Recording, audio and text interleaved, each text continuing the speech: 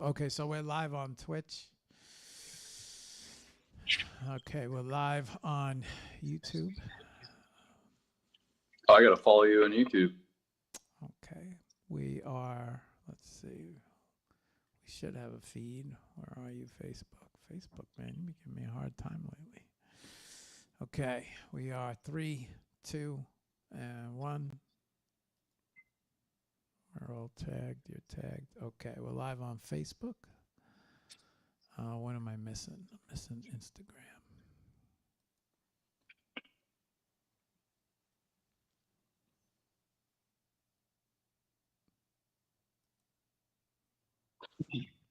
Okay, we're live on the gram.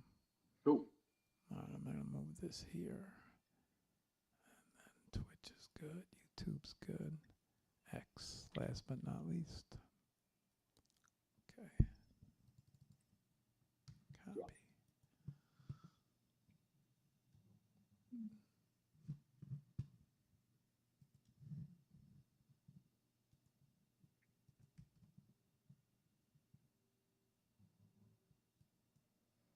Okay, live on X, top post.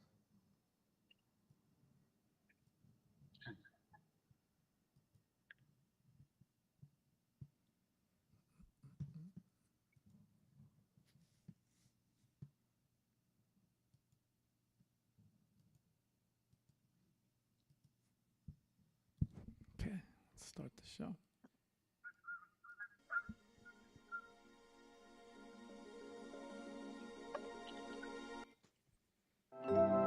Unlock a new world. YouTube, you're funny, YouTube. You'll catch me with a commercial. I don't think so. They always gotta make that money. Oh, man. And they know. It's like they know. Oh, that's for sure. He's live. Hit him with a commercial right now. Let's double them up, put them on a 120-second loop.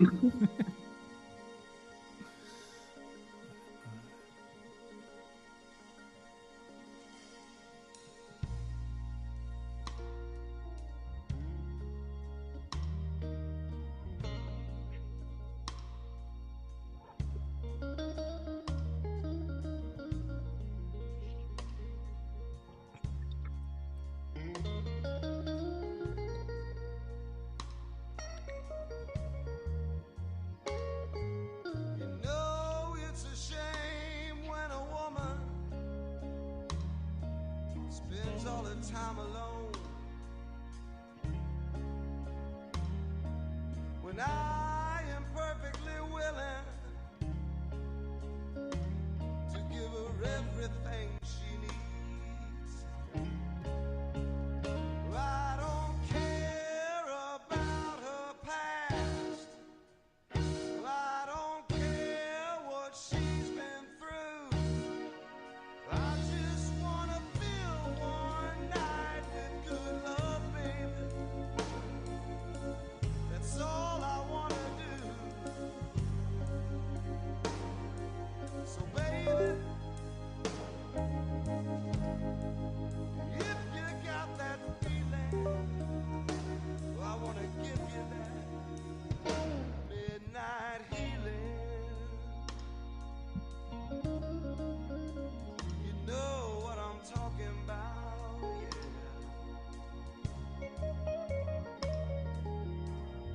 Just turn the lights down low and come right on over here to me. I know you don't want no commitments, baby. I just wanna set your body free. And I don't care what's going on in the night outside my door. I just wanna get your head right, baby.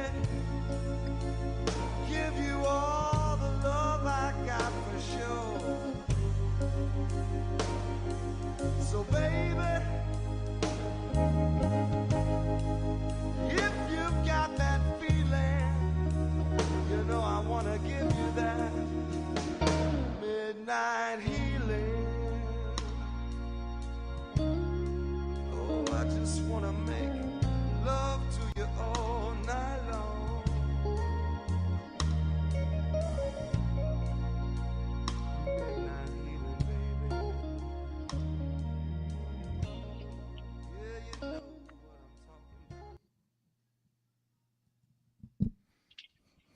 Okay.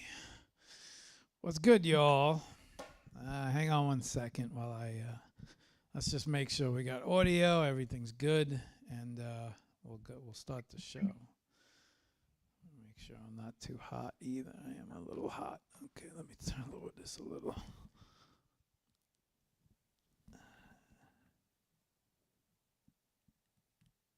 There you go. Okay, there we go. Okay, check one. Let's see. All right, we do. All right, audio's good. Yeah. Okay. What's up, everybody? Let me just do one last thing. Okay, good. Okay, everything's working. We got to go through our little check here. All right, so welcome to the Hour Power, guys. Tonight's guest, RoughCut Art. We got Eric on standby. We're going to bring him on. I might dub this guy the most mysterious guy in NFTs. I don't know.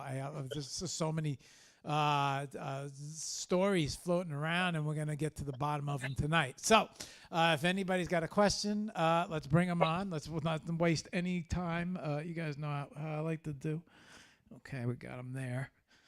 And then let's get them on. IG. Okay, perfect. Eric, what's up? Say hello to everybody. What's up, everybody? Eric RoughCut Coleman, and I am right on time at the nick of time. What was I, like a minute early?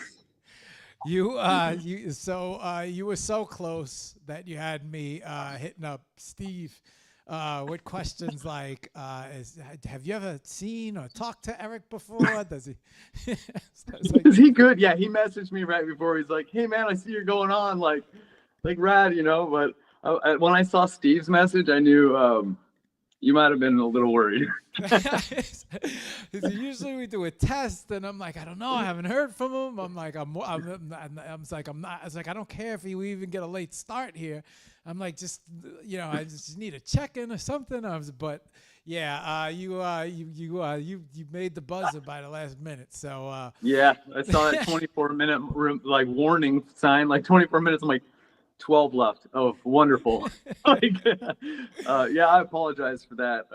We work in the water well industry during the day, so it's artwork at night, water during the day, marketing, things like that. And it's Monday. Well, I'm glad you made it on the show. What's up, Big Money? I see you out there. We got Eric on the show tonight, RoughCut Art. Okay, so Eric, why don't you why don't we start the show like we normally do? Why don't you give a brief introduction to yourself, a little brief history, and introduce yourself and introduce your art, and talk about a little bit about you, and then we'll dive in a little deeper.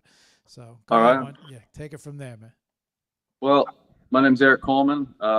Everybody refers to me as RoughCut. I have it tattooed on my hand. I've got my physical artworks in over 30 countries now. The only country that I've been denied, it should be 31, but Russia sent back my package to Stunifer that I sent to Stunifer. So technically I only have 30 countries under my belt, but then not NFTs, but physical like creation. So pretty proud of that.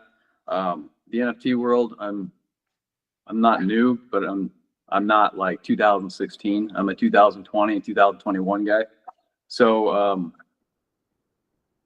the NFTs really sparked being able to take the artwork into like digital territory. So like I can create the stuff and show it off online, but at the same time by creating like a physical product around it.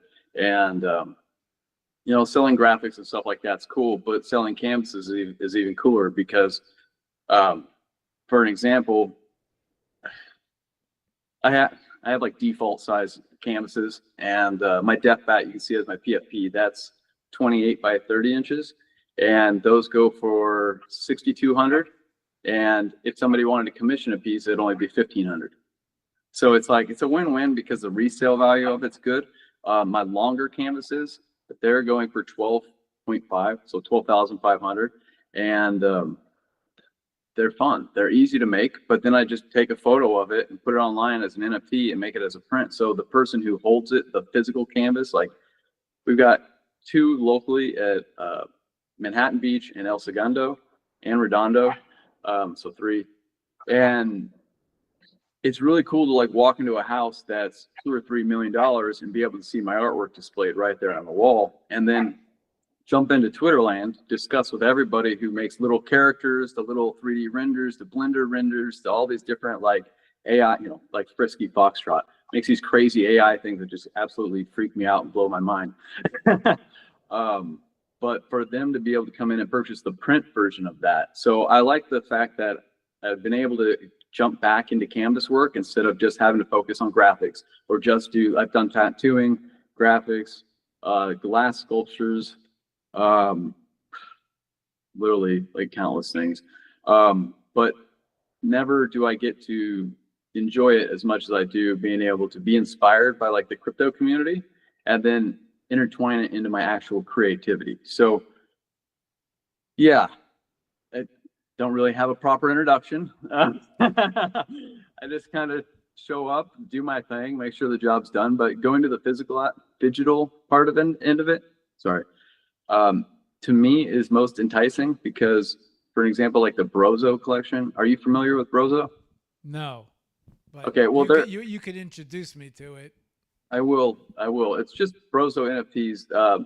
We had a founder that took all the money and ran. So 300K was just gone out the door. But the community. Welcome to Web3. But that's what like reinvigorated my like want to create and provide something back to the community so nobody's getting screwed over. Like, well, people are still going to get screwed over, but not as badly. And I don't want to be the guy who screws everybody over. And so the Brozo community was really cool because the community itself stayed together. And then throughout it all began refunding itself. And so we started coming up with little ideas like one of the Brozo NFTs has these goggles. They're Polygon goggles because it was launched on Polygon. One of the character traits, I apologize, my pug is going crazy. One of the character traits is these purple lens goggles. And we've made it as far as making the frames, the latches, and the headband, along with like little integrated physical traits from the NFTs. But we can't find a lens manufacturer or somebody who can print a lens or somehow engineer a lens that will fit in there to where we can begin giving them back to the community. So like that's what's cool to me is this Web3 community is not just like, oh, I make memes on the internet and sell them, or I make graphic things, or I prompt inputs and then my generator creates the images I need. It's not like that at all. It's just like immersion into the art world that the normal Joe doesn't get to see. Does that make sense? Yeah. You want me to jump in here or? Yeah. I don't like talking about myself. So I didn't know if you want me to. I don't know. Sometimes a lot of people got more. Okay, so a couple of things you said that really resonates, right? I often say that it wasn't until Web3 I met some of the best people I've not only met in life, but it's a Web3 contains, if you want to call it Web3 or the NFT, digital collectible world, there's just so many there's so many brains involved in this little nook, and so many creative artists and so many artists that really take marketing themselves into their own hands. And so you have physicists, lawyers, you have people in advertising agencies, architecture. There's so many different forms of it's just. And to meet one person after the next, it's like, what do you do? I build rockets. Like, wait, what? Right. You have hedge fund managers, you have exchange like these guys were, dude, you already make like $250,000 every single like few months. What do you need more? I'm intrigued. I can't get enough of this Web3. What is this crypto? How do I explain this to the so-and-so to be able to buy this and buy that? How do I purchase a property with my, a lot of my family members and friends have picked up Bitcoin at 20K, right? I had the opportunity to buy it when it was 180. And like the guys I was buying it from, wanted to buy it from, rightfully explained, because I thought it was a coin. Let's just be straight up and forward. I literally thought it was a physical coin. I'm like, yeah, I'll come pick it up. Like, no, you're not understanding. Like, that's not how it works. And I can't rightfully provide this to you if you're just going to like dissipate it. I'm not going to take your money and run. And so like that was 2008. right before 2009. And so like that was when I first learned about crypto. And then it's like 2016, 2018, 2020, when COVID hit, it was like, oh, dude, we can make a lot more money online. Everybody's at home. And it became a thing. And now it's just implemented into my actual art strategy for my physical sales that I do during the daytime, the IRL sales. We've got LA and Palm Beach, Florida right now, working on a few others. So I have so many questions, right? And Yeah. we got to unpack a lot here, because just listening to you speak, it sounds like you have a lot of experience in the real world when it comes to art and galleries and things of that nature. But we need to get to that first. And in order to get to that, we gotta kind of like wind back the clock. Because I feel like you're the first time on HOP. So thank you for having me, by the way. Yeah, man. My friend Josh, he has a saying. He says, squeaky wheel gets the grease, right? And so you were in the box, like, how do we make this happen? And I'm like, where did you come from? And you're like, FCW. I'm like, dude, I didn't even look at your followers or anything. I was like, if my friends are doing it, I'm getting in on this somehow. We're gonna make this work. I said, well, what FC? I said, you're part of that whole crew. I'm like, man, everybody in that crew that has come on the show has been knocking it out the park.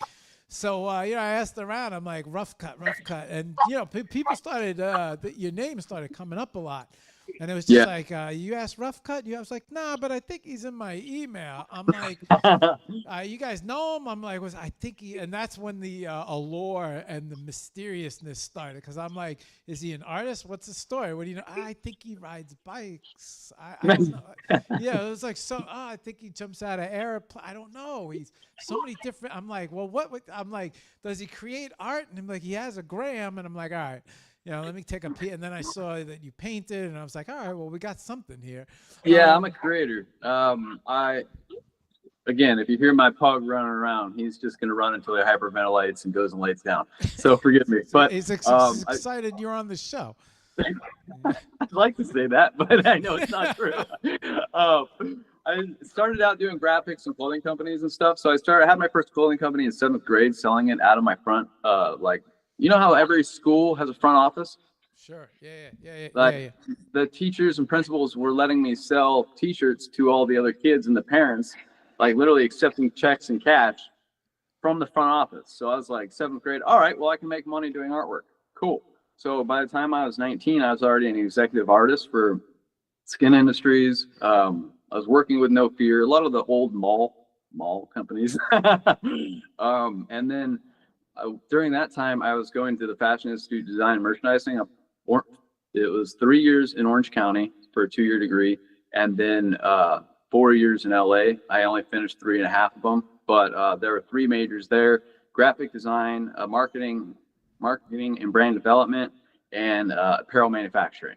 So after that, during that, technically, I went into tattooing to be able to have fun, party, and make money while I was going to college.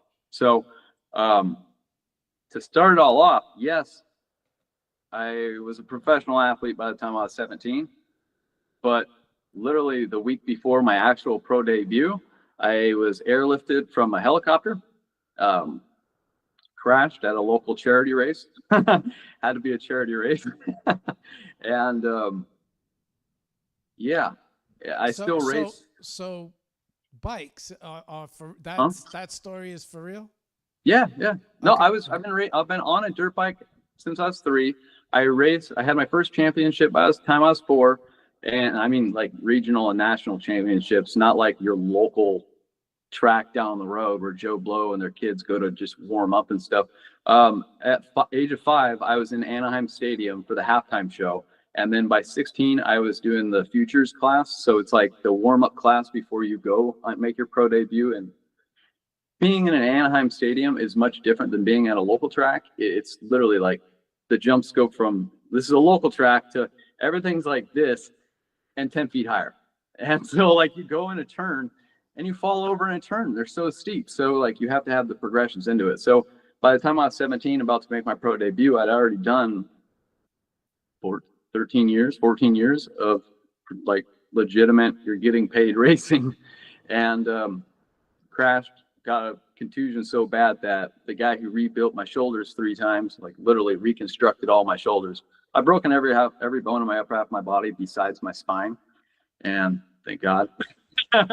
But yeah, that's what led into the always being able to be a creative, because I was constantly hurt. So yeah, I was gonna say you must have been in a lot of pain for a large part of your life. my entire life is pain. Yeah, Like, yeah. I didn't that's where want to I'm be at that. now. I didn't want to be that depressing. No, but it's great though, because it really incentivized me to actually want. I don't know. All right, we're down to 20% on the visuals. It incentivized me to actually want to create. So when I was hurt in high school, I'd paint helmets, I'd paint skateboards, I'd paint cars, I'd paint anything that I possibly can get my hands on. That's why going into tattooing when I was in college, it was so easy. I had a client base, and anybody who wanted to party on a $14 million home, like 40-acre can't get in trouble type party, they would pay the price for the tattoo, whether it was a good tattoo or a bad tattoo. So the stories are real. Okay.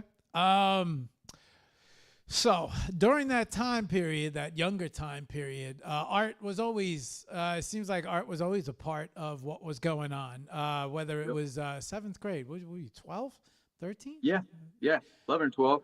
And so that kind of, what were the shirts? What was... They said double star, so it had 2 stars overlaid each other, and then just red double star. And I made it in like 6 colors, like red, blue, like normal black. You know, I didn't do white, I know that, but I didn't want to change the design because you'd have to change the screen, and the screen setup was an extra $75 to $125 just to have that conversion. And I'm like, no, I have $200.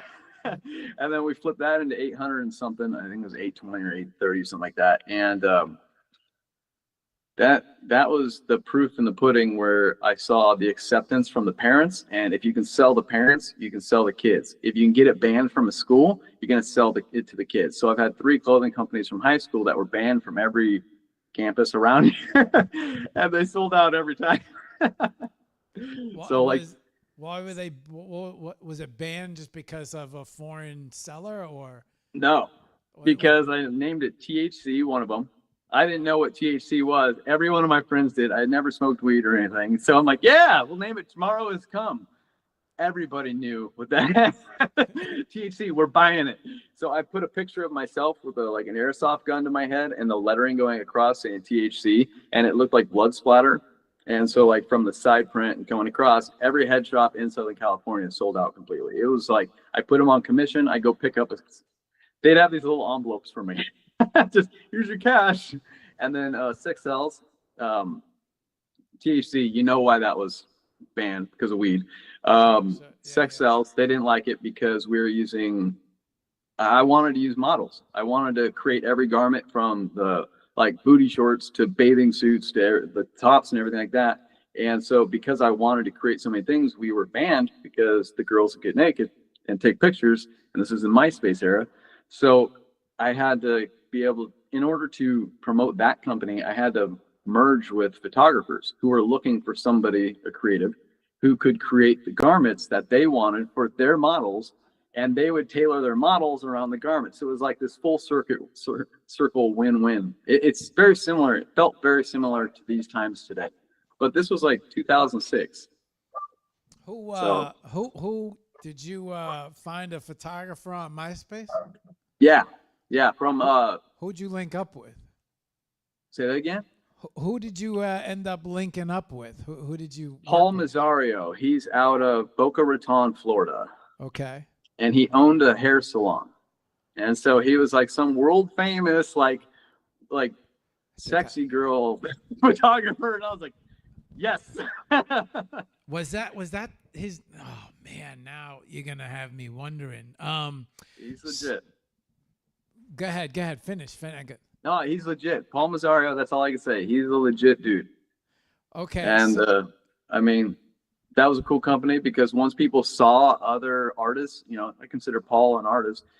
getting in on it. We had people volunteer their Lambos, their G-Wagons, their Plymouth, the Prowlers, like every hot rod you can think of, like from Chevelles to lowrider Impalas. Like, that was cool. You know, that showed how much people actually appreciate our work. And that was before everybody had a cell phone in their hand. We had our phones, but we weren't interconnected the way that we are today. Is he still around? Yeah. Yep. Okay, I'm gonna have to get his. You remember how to spell his name or his logo to his art? To his Not photos? exactly. I know. I'll send you the links. Yeah. So that was that was my old stomping ground. Oh, really? Yeah, Cool. man. MySpace was. So I was a pretty well-known photographer on MySpace back during that time. Do you remember Forbidden? Yes. Okay, so Yes. do you remember who always used to shoot her? Vincent something Vincent. I can't remember his name, but yeah, I ended up holy shit, I was all over MySpace. How did we not run into each other? MySpace was rad because like you could connect half of the nation.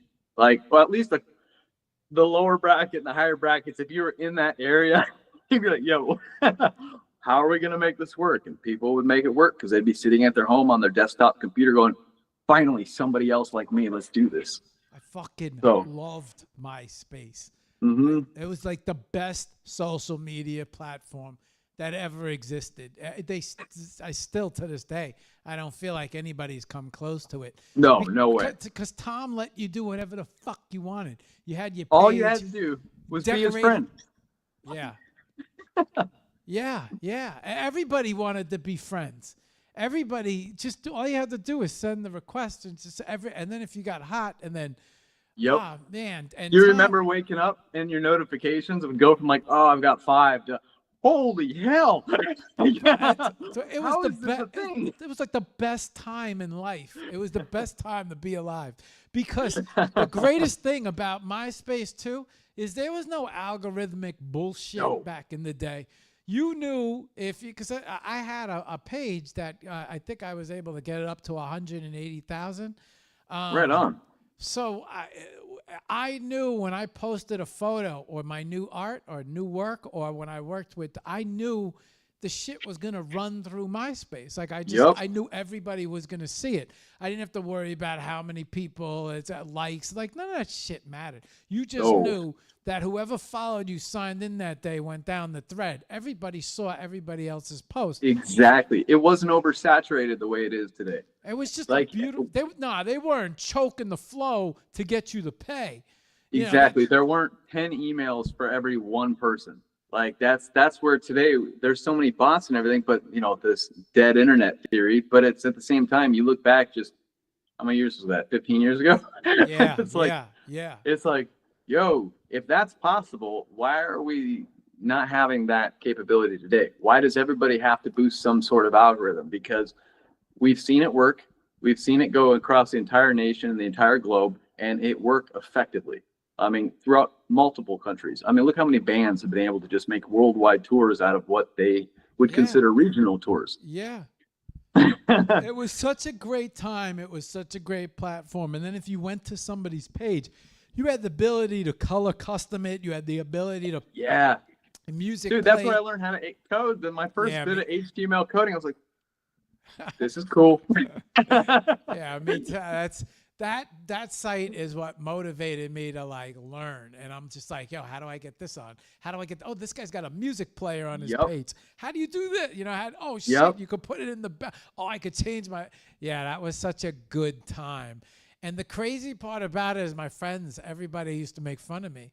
They were just like, and I was like, I don't think you guys understand like how powerful this little site is. Like this site is like phenomenal. I'm like, I'm reaching out to celebrities. I'm actually getting jobs and shooting with, well-known people now. Exactly. Like, it was because they're not trusting that algorithm, that paid process. They're trusting that their marketing skills of that individual who's, like, let's use Kim Kardashian for an example. I remember when she had 20,000 followers and I was like 5 to 10. and my rapper buddies had like way more than I did, but I was the art guy that just went everywhere and did everything. I remember the day Kim Kardashian purchased 80,000 followers because she skyrocketed right over 100. I was like, okay, so we can buy our stuff now? Like, that changed everything. Like, It's that, oh, man, I thought earlier you said MySpace. You know, Yep. I thought I heard it. And then you were like, yeah, and I'm like, we've got to be the same age now. So, or at least they're a little younger than me, but you remember MySpace. I I'm always 36. holy shit, man. I always tell people, I'm like, this site was just, nothing has existed since. And this guy, Tom, he was the coolest shit until he sold it. And the minute he sold it, that's when all of a sudden they started clamping down and fucking hitting people and deleting accounts. And Mine got deleted. Yeah, Did yours? Mine got deleted too. Yeah. Yeah. Where did all our photos go? If everything's on the internet, sorry to use quotations so much, but if everything's stuck on the internet the way it is, how did MySpace get rid of them? It was 3 years of the hardest work of my life, and it just Yep. 1 weekend. And I called Christine, and I'm like, yo, can you get my page turned back on? She's like, let me talk to the office. She's like, I don't know, Mark. They sold. There's a lot of shit going on. I'm like, just see what you could do. And my page was back on. I think it was on by Saturday. And then by Monday, when they got back, it's like they shut it. They deleted, like Monday, shot it. And I had a friend who worked with MySpace who paid. He used to, through his company, biggest advertising firm in New York, used to pump millions of dollars for advertising into MySpace. I said, dude, give me. Anyway, a long story short, I was scheduling. So I would do night club appearances, and I would hand out. I would do it for a free photo shoot, and so at that time, my photo shoot cost was $5,000 a day. So it was like, you know, that's good. So at that point, it was like, all right, listen, you're gonna pay me to do the appearance. You're gonna give us two. You're gonna give us 2 booths, liquor, and then we'll do the inviting, and then we're gonna give away a free photo shoot, and then we'll draw in. That's smart. See, I used to give away clothes and stuff, so I'd walk in, I'd get my booth by the DJ, and like we'd do our thing, but never was I like as strategic as you are with that. Like you had it down. It sounds like we packed clubs. And so it was the work plus the reach. So I had a very big reach on MySpace, and people loved that. They loved it. And so that was, and then they loved the photography. And then I gradually grew. I got bigger and bigger and bigger as a photographer within New York. And then my name just grew, and then the branding grew, and then the clubs are like, well, you know, and I'm like, yeah, why don't we do something? And then they went in the emails, and they, you got to advertise, and then so MySpace, I don't even remember, it had a blog, and shit, this show's about you. This is less about me, more about you. They had this is why I'm an anomaly. I'm like, they had a blog, and so I told everybody, if you put me in your top 8, and you post, I'll post you back in the blog. I did a free photo shoot contest. I ended up getting 700 entries in the blog part. 700 people put me in their top 8. And then like my account skyrocketed from like 30 to 60. What a great time. That was such when Elon Musk purchased Twitter, we all wanted him to let us put a song at the top. And please implement some top friends, because we know this game. Like, this is not the first time we've done this. It's not our first rodeo. Yeah, like, bring it back to MySpace. Let's run it up, but let's do it the way we know works. let it. Yeah, him charging $7 for a blue check mark wasn't my like dream move. No. I was just like, come on, dude, bring back the top 8. You know what I mean? Like, let's go. Like, okay. It would tell a lot more about each artist if we were able to add those things. Like, even on Twitter, on X, I like Twitter and X, but if we could add a top 8 or a top 4, I don't care, but like that'll show so much more about that individual's personality. Are they promoting or working with companies? Are they working with other artists? Are they working with big name people? Are they working with this developer or that developer? Like, it's not just your friends. It's like there's a game within a game. And a lot of my buddies who were famous artists back in 2008, they transitioned from like skateboarding into like canvas art. I was never allowed on their top 8. I'd be like, yo, we work together. I pay you really well.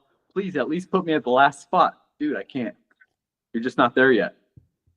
Okay. Oh man, I get it. Oh, I lost so many friends over that. Then they made it top 24, and I was like, Here we go. I was like, all right, this will win me some friends back now. And I'm like, somebody was like, bro, I only got 8 spaces. It's important who you put. Yeah. Okay. Okay. So, and is this gonna? So I'm pretty sure if you were part of the riding circuit, I have a friend who married. He just passed away. But I wouldn't be surprised if you didn't know him. Kane. Did you ever know a ride? He was like he was sponsored. He rode for Monster. I don't think I knew. I recognize the name, but I don't think I knew him personally. Maybe, but again, I've partied a lot, and a lot of the time I was borderline drunk. So like people would come hang out with us, and I'd only know the people's names that like stuck around for more than 2 or 3 weeks. Like if you were hanging out for a little while, then yeah, I'm gonna remember you for the rest of my life. But like if you were there for a night or two or just a weekend, I it's. I'm a track guy. I figured maybe you got small industry. I'm sure I have at some point. I'm sure we did. I'll hit you with his Facebook. Definitely, please do. I will. Okay. So the art. How did the art develop over time? It's right the beginning. T-shirts, clothing line, but then it sounded like some graphic design was in there. Then you obviously paid attention in school. But how did the canvas, how did the whole art thing develop throughout time? Twitter and the Skirpy social spaces. Timothy Haldy, I hope to God he's pulling through on his end. He's going to have Skirpy.com. And I've seen his test net and everything, and it's nice. I like it. But he would host these spaces where, all right, honestly, I forced my way onto a speaking panel by buying a bunch of his NFTs. I was like, all right, if you're not going to let me up, I'm going to buy a bunch and I'm going to force my way up. So I did. And he had 600 to 700 people every show. So like through that, I was able to retain a bunch of like criticism, things where people would say, dude, you can't just do like roses. You can't do random stuff. This needs to make sense. You need to have a recognizable brand. And up until 2022, probably, like it wasn't until like Skirpy, for example, said, my buddy does bananas. Everything he does is bananas. So he's got banana background, or he does a character, but he's got a banana. So my thing is roses. And if you look at all my canvases, they're just roses. Like they have designs and stuff, but they're literally just roses. And so every canvas, every sketch, everything that I come up with has a rose in it. And that's where it's really come into grasping the attention of like the cultural zeitgeist, however you want to say it. Because now that you see my roses, they're recognizable. I don't know if you've seen them underneath the black light or the UV light as an example. No, okay. but wait, because this is this is funny because Acid. And he was like, RoughCut sent me this video with his black light on my page showing me a glare. And that's the first time I ever saw anything like that. And yeah, so now, go ahead, continue. Do you want to know how I figured that one out?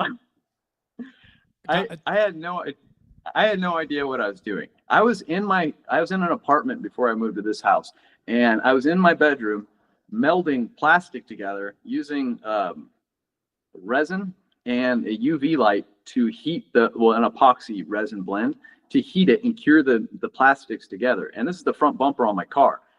And so I'm in there standing there, and then I'm shining this light and I'm like, oh crap. I just got done finishing a live painting session I was doing every Friday night for a different app where I had several tens of thousands. I think I was at 24,000. And I shined it on the wall and everything was fluorescent. I'm a messy painter.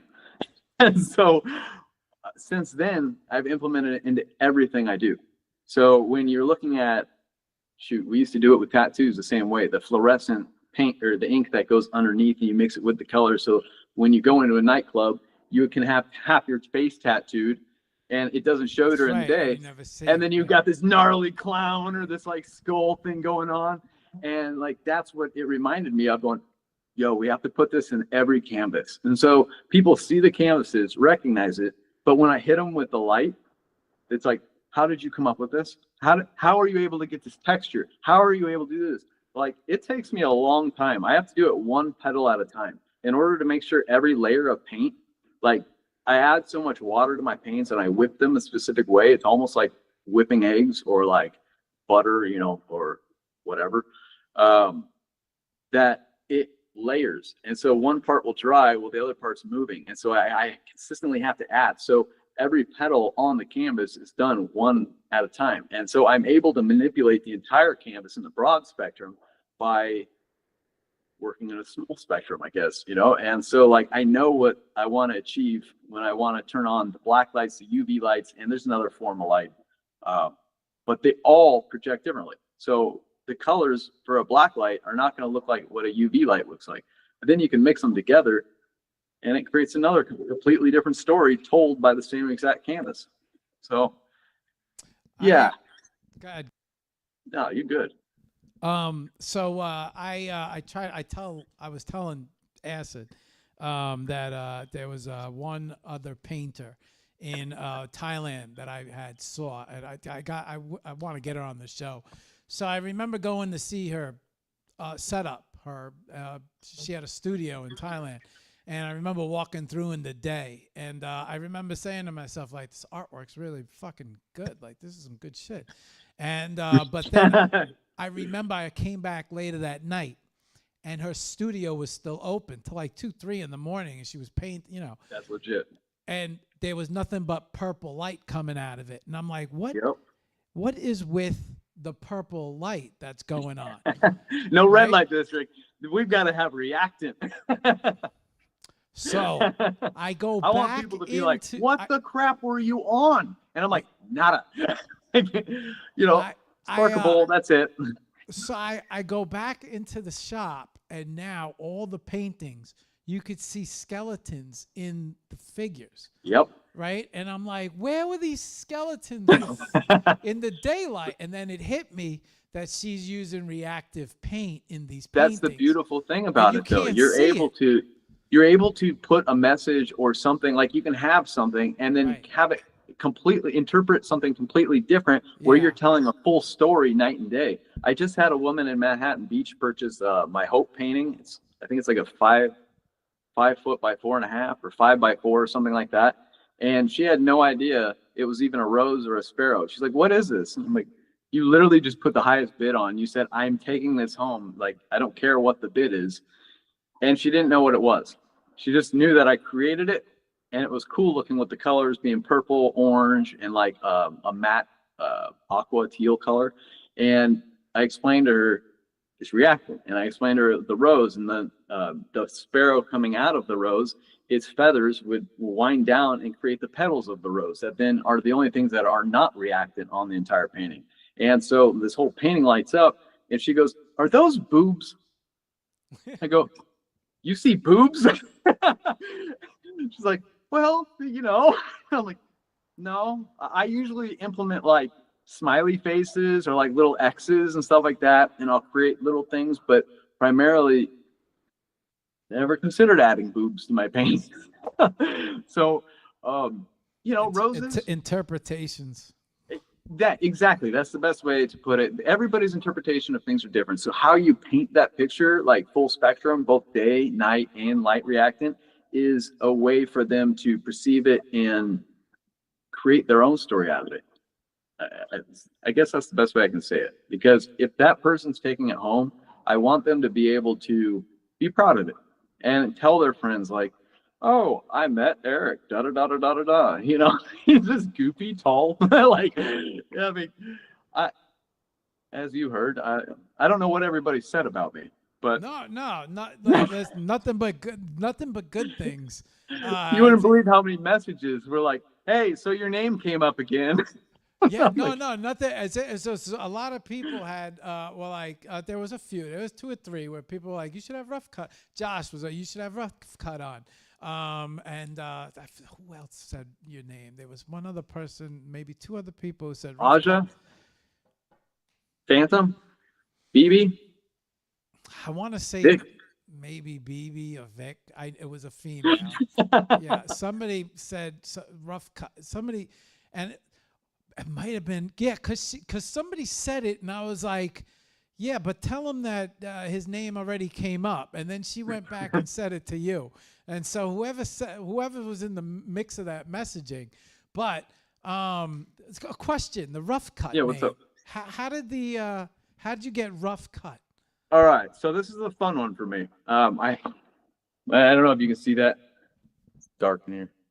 Hang on. So I started out being a reckless dude. Okay. You can't see it. Hang on. Oh, I got All it. right, I got it. Yeah, I have a see it. diamond and it says Okay. rough cut. I Okay. started out as the reckless guy who partied, who went hard. I mean, I would do beer bongs of like Jaeger, Captain, and a little bit of beer, and kind of reckless. I had multiple DUIs and all these things where people would be like, "No, if you want to have to pay for bail, take Eric. If you don't want to have to, worry about somebody ending up in jail, leave Eric at home." And so it turned into being, I got sober after I was hospitalized in college, my final year for drinking too much. I'd pass out after drinking and I'd have a lip of dip in my mouth. And I passed out so many times that it destroyed my pancreas. And so I was hospitalized for a month in the ICU and then bedridden for 5 years. And then by the 10-year mark, I was able to come back to life and actually start participating in everyday society stuff. Because for the first 2 years, I was living off of bone broth, like chicken, beef broth. It's all I could eat. So I went from being the really reckless person who could get away with doing whatever he wants, do whoever he wants, go wherever he wants, to I'm stuck in a bed. I've got to figure out a way to be creatively expressive and turn myself into that person that I know I can be. And so by the time the 10-year mark came around, everyone's like, dude, you're pretty rough cut. I like that. That's cool. You're rough cut. So I was like, all right, that fits. I have a few diamond tattoos on me as it is. I'll take it. And so like we sneeze diamonds. It's like diamonds on the hand, or I piss excellence. But that's just me being an artist. That's been floating around in my head. The had the name come to existence. Let me ask you a question. How are we looking on that battery life?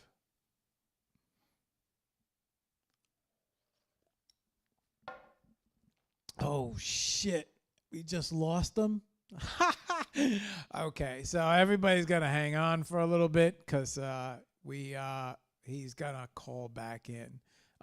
His battery life was a little on the edge, and so we burnt through it pretty quickly. So he's gonna call back in. We're gonna continue the show under a voice. So hang on, everybody. And in the meantime, I'll say hello to everybody. What up, Big Money? I see you out there. Good evening. Good to see you. And let's see. Josh is giving me shit. What is he giving me shit about? Oh, yeah, I talked to him. I don't see a notepad. Yeah, I know. I didn't. The UV link, the UV ink, how he whips it is pretty good. And let's see. Let's check. Let's check. We'll check. Hang on. Let me set the screen back while we wait for him. We're gonna check. We'll check X. We'll see if anybody's over here in X. What's up, Phantom? What's up? What's happening? What's up, Nunchuck? What's up, Josh? All right, Danny, what's good? Points off for not coming prepared with a charge bet off. Well, you got to give him shit. We're waiting for him to call back in right now. Hang on, guys. He said if his phone dropped, he is gonna here he is. All right, we got him. All right, Eric. 1 second. I'm running back. Are you going? Let me ask you a question. You got that other phone on charge? Yes, it's charging now. Okay, perfect. Okay. What do Sorry we- about that. Yeah, everybody's taking points off for the voice. Shit. What do we want to do? Do we want to continue the convo? What do we want to talk about? Your art. This is going to be tough to be making 20-second clips without a face, Eric. You want to end it early? No, I don't. Eddie, it's up to you. Nah. Let's keep going. What I think we're going to do is let's bring you in as a voice. But what I'm going to do is I'm going to jump ahead a little earlier. And Okay. I'm going to start bringing up your art.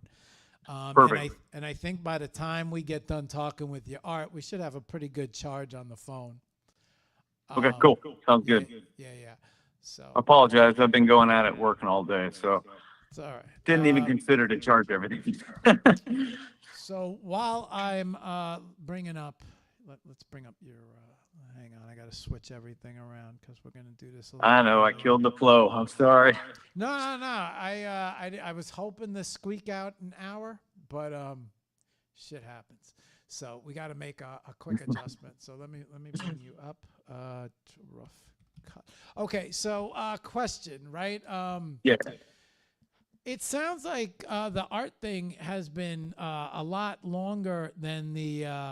Let me move everything back to this. Yeah, good. We got this. Hang on while I get everything set up. It sounds like the canvas thing was around, has been active a lot longer than the NFT thing. Do I have that right, or did the canvas? Yeah. Okay. Yeah. I had my artwork in 20 countries before I started doing NFTs. Okay. You want to talk a little bit about how you got into the art and the canvases? I mean, how did that transition happen? Honestly, I've been doing that my entire life, but until I had the rose concept down, like understanding that I was the guy who created abstract roses, and like, everything I do is freeform. So there is no sketching beforehand. Like if I sketch, it's just going to be on the canvas and then I go to town painting. So knowing that I was the abstract guy, it became something that, how do I say it? Can you ask me a question again? Yeah, I was curious how the canvas and painting came to life. The style seems like it came to life with the NFT world, but yes. Matter of fact, let's hang on. Let me just take a look at this. Okay, December 21st, 2022. Okay, so your gram, right, was created back in 2022, which means how did we get to 2022 in the painting? Were you just were you painting? Were you messing around painting, or were you selling before all of this? Well, go ahead, finish. Go ahead. Right before the paintings, really, like before COVID and everything, I was doing these dabbers. So if you go on Instagram and look up RoughCut Tools, you'll see my old accounts. And I've been banned every time I surpass 12,000 people, 12,000 followers. Instagram does an audit of my accounts, and then they will just take them away. So they'll leave them up, but they will not allow me any form of access. I can't even get in there to, like, if I wanted to change all the content and put my information with those followers, I can't do any of that stuff. So we're talking about with glass. Yeah. So it was gemstones, grade AAA gemstones from all around the world. Okay. Different countries provide different gemstones. So being able to travel, going to, like, we had a house in Vegas and places like this. So I had access to a lot of raw material. And me being the person who likes to get stoned and figure things out, my mother was like, well, let's make roach clips. Made some roach clips out of like stones and like an actual clip, and they sold out. Then one of our local shops, who I think they purchased at least 100 of those roach clips, they flat out asked, like, can you make dabbers? For dabbing cannabis, concentrated cannabis. And yeah, I mean, I gave it a shot. So when that happened, so I got two accounts, right? I got there should be 3. Okay, there Go- is. go I didn't ahead. know. Okay, hang on. Let me get this. Do you remember which one comes first I think it's the black and white logo. in the tools? I'm Yeah. sorry. Do you remember? Oh shit, rough cut. Yeah. Okay. So one of them looks dead. They're all dead. But yeah. No. One of them looks like it only has one follower, two following. But the Oh, other two, no, that I probably have not. a 9,000 account, and I think I have a 3,000 account. Hang on, let me. Yeah, that sounds about right. Okay. Which one came? You know what? I'll just scroll. The 9,000 was first. That Okay, was the one that hit 15K, and at the 15K mark, because I was doing this big giveaway with like a $650 dabber. Okay. You might be able to see it on that page. It's a purple with a giant piece of coral, like a big piece of coral, and I took some Rebecca Collins, I think her name is, the designer. She makes earrings, and she had these giant amethyst pieces with like silver around it, these women's earrings, and I pounded out the earrings, the silver on the earrings to be a flat like pendant piece, put it on the back, and then soldered everything together. With the glass tip just gets glued in, and it stays pretty well, but you have to like clean the wire really well. And doing a giveaway, and they shut me down again. So that's what led to my regular Eric Coleman account, where I just post nonsense crap like little life updates. But the Twitter was the reemergence of everything, because I had a really good flow going with RoughCut tools Okay. to where, sorry, when that shop made their initial order, they ordered, I think, 24, maybe 36 of them, and they sold out everything in 1 week. And for 6 months straight, every time they placed an order, they sold out every week. So all I had to do was make 12 dabbers per month, and we could profit $100,000 off of it. Because of how we were sourcing all the materials, just the cost efficiency through the packaging, shipping, like using tubes instead of boxes, things like that, to just cut down on size, dimension, things like that, to be able to have that extra cash. And once the first store kept selling out for the first 2 months, I just took it upon myself to go to every head shop in California and Vegas. Steve Caballero's used my stuff. He's bought a bunch of my stuff, actually. He kind of purchased my stuff out of pities. But Tommy Chong's used my stuff. It's been cool, but that wasn't like that fun.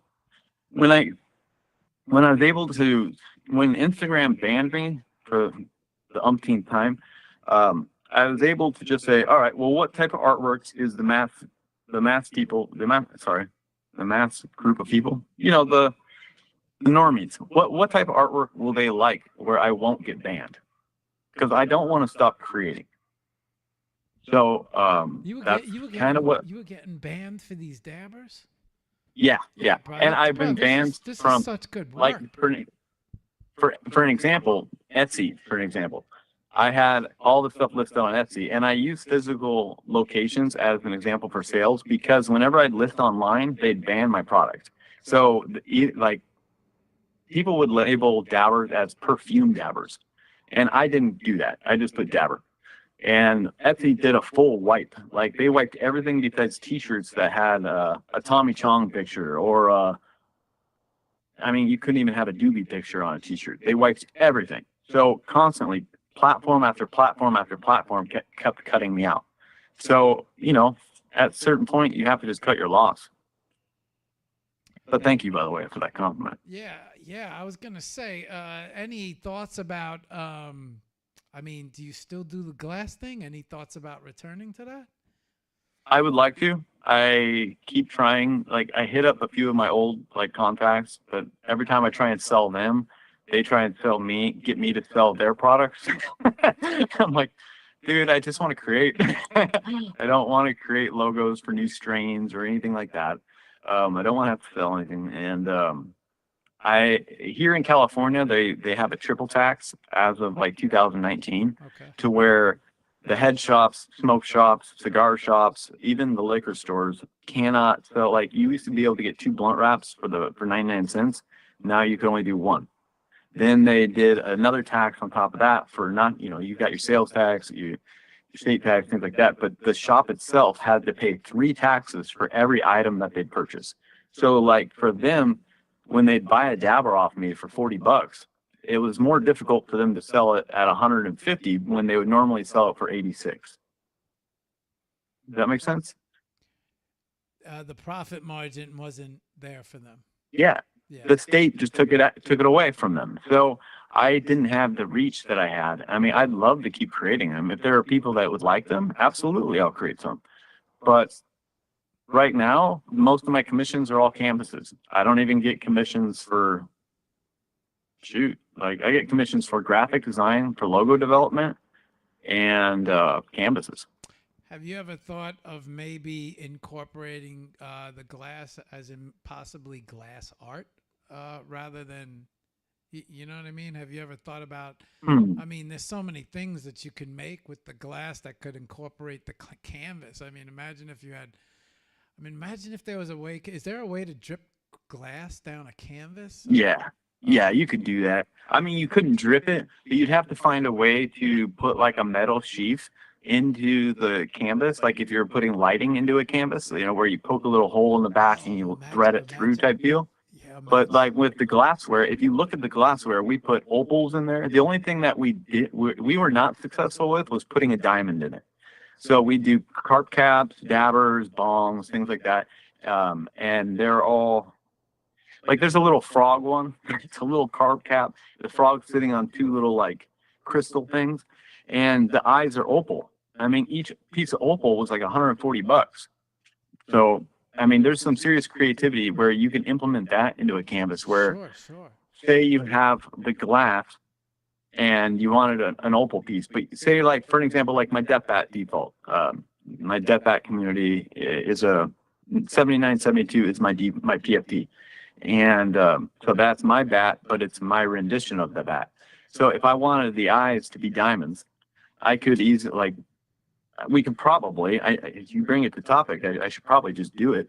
Put a little metal sheath and like melt the glass into there to where like an opal or something fun, something like amethyst or something just gold. I mean, you can fume the glass. Bro, you can do so many different. You might be the first person to incorporate glass into a canvas.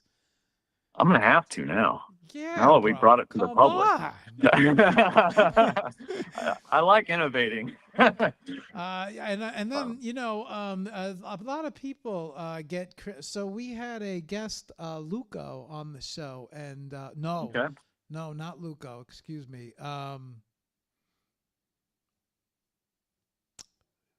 Hudasaka. It was Hudasaka.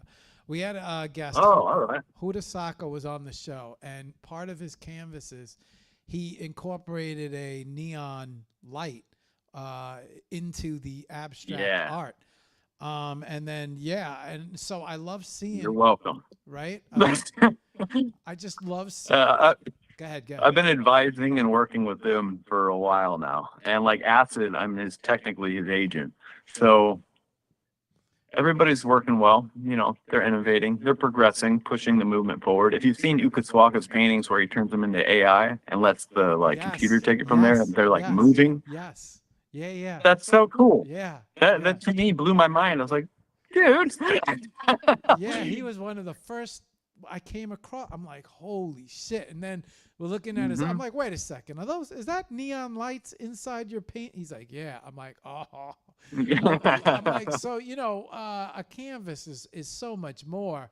And then, he puts, so I was thinking, I don't know, man, if you had streams of glass and then imagine you had like LEDs in the back of and it lit.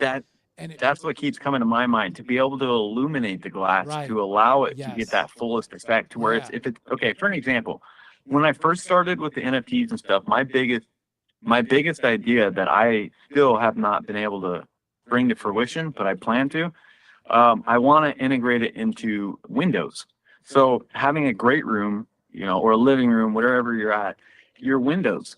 Now we have the technology today to be able to put the magnetic, I don't know how to speak it in proper science terms, but basically within the sheet of glass, you can put the magnetic fields to where the screens would be. Now, I don't think we have applications yet to connect everything that don't cost, $10,000 to $20,000. But at some point, I'd like to be able to display my artwork within the glass of my great room. So when it's dark in and I have people over and they come home, but you know, I walk them to the backyard, they can look at the great room window and go, whoa, who created that? And then the information will be readily available because it's not supplement, or it's not like, it's literally a standalone, but it's built into your window. So like paintings on a wall, but paintings in your window. So you can turn them on and off whenever you want, grab the information. I don't know if it would be a QR code or if it would just be digitally integrated into like the app that turns on and off everything. But I want people to be able to look at it and go, scan it, and have every bit of information, where to purchase it, prints, things like that, all built into it. Yeah, these pieces that you created are so awesome. I mean, you know what I see? I see, okay. Most people probably see a dabber, right? But I see all of this skill that created these things, and that can be implemented into. I mean, you see so many people doing crazy shit in canvases now, right? And so you have the ability. Not only do you have the glass knowledge, but you have the ability to implement the glass knowledge into your artwork, which I would love to see that combination happen, because these glass pieces are so awesome that I could only imagine how you would incorporate them into your artworks too. So I guess that's why I asked, is there any thought of that, you know, because I'm looking at this. Yeah, they're definitely, now that you've brought it to my attention, I have to bring it to life.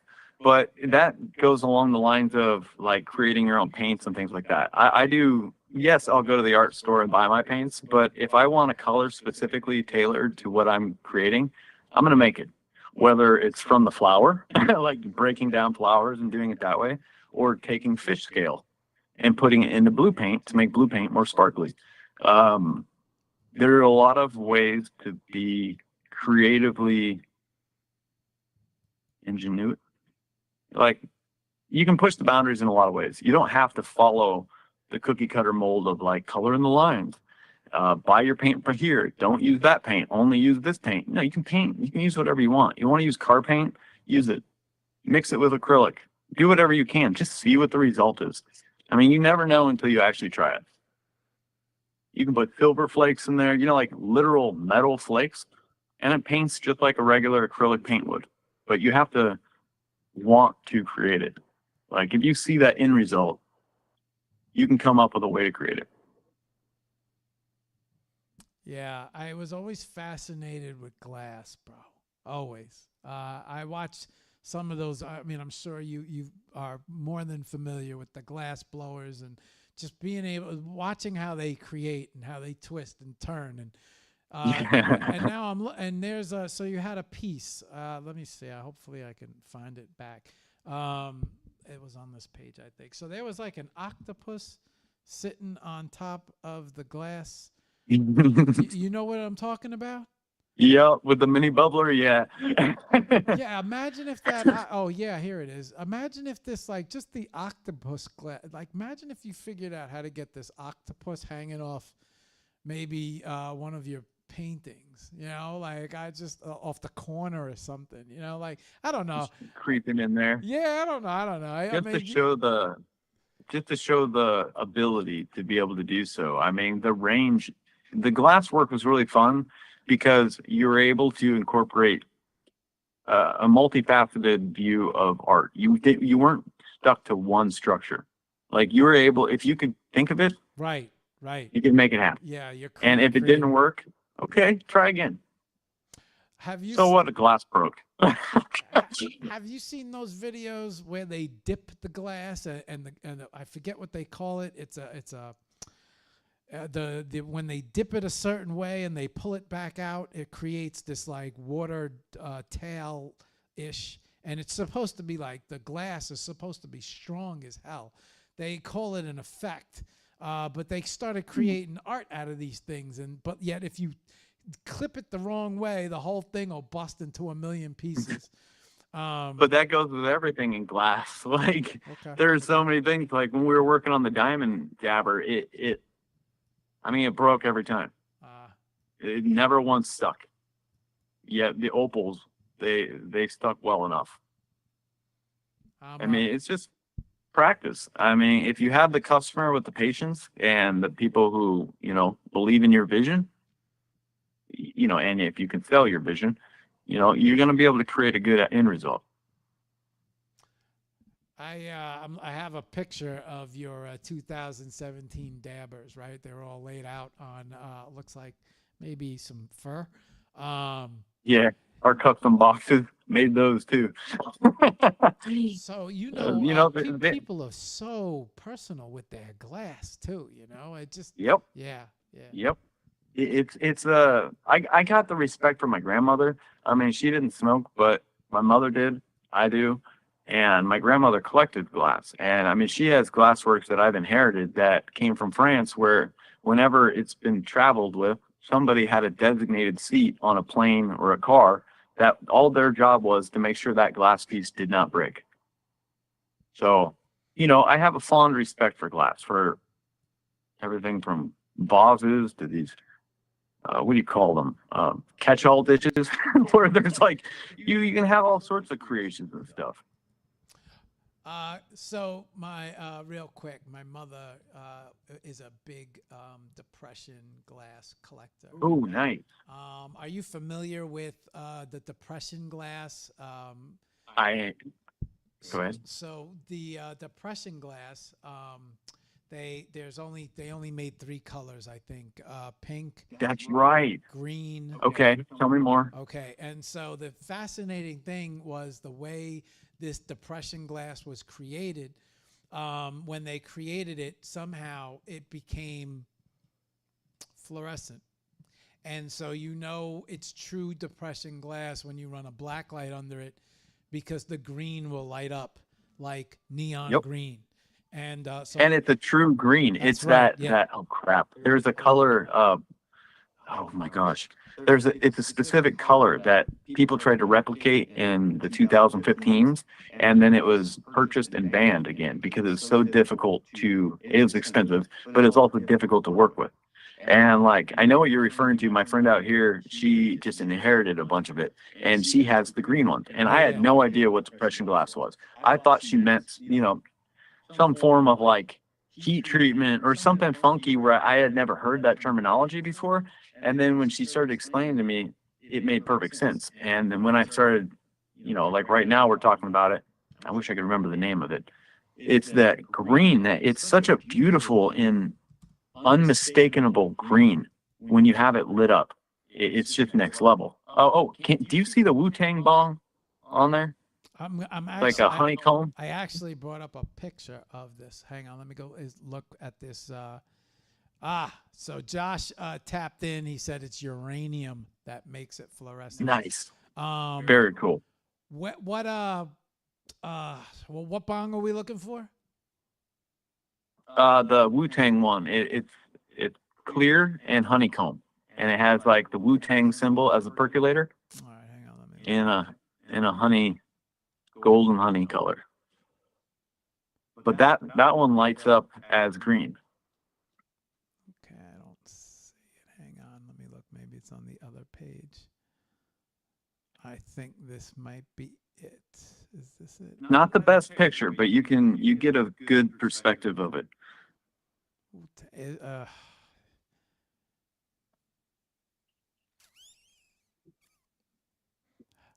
I'm not sure which one it is. Oh, right. Wait. What is it? Is it a cylinder? Is it a ball? Yeah, cylinder. It's a cylinder. Okay. Double stacked. Is this it? Do I have it? No. It's clear. It looks clear, but lights up green. It's honeycomb. It's golden. It's like a golden honey. It's clear and a golden honey, and when you light it up, it literally is that fluorescent green that you're referring to with the depressed glass. Okay.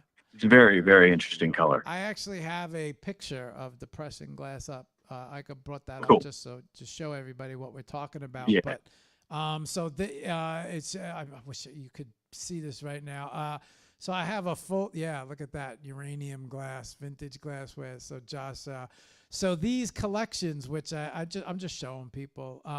This is you're good. This is so there's the and so my mother was huge into this glass, and then I learned about how it lights up, and I'm like, what the fuck? So yeah, I think there's so many things that you can do, right? Now that I know about you and glass. So that's the first thing I'm thinking is like, how do you incorporate it into these canvases?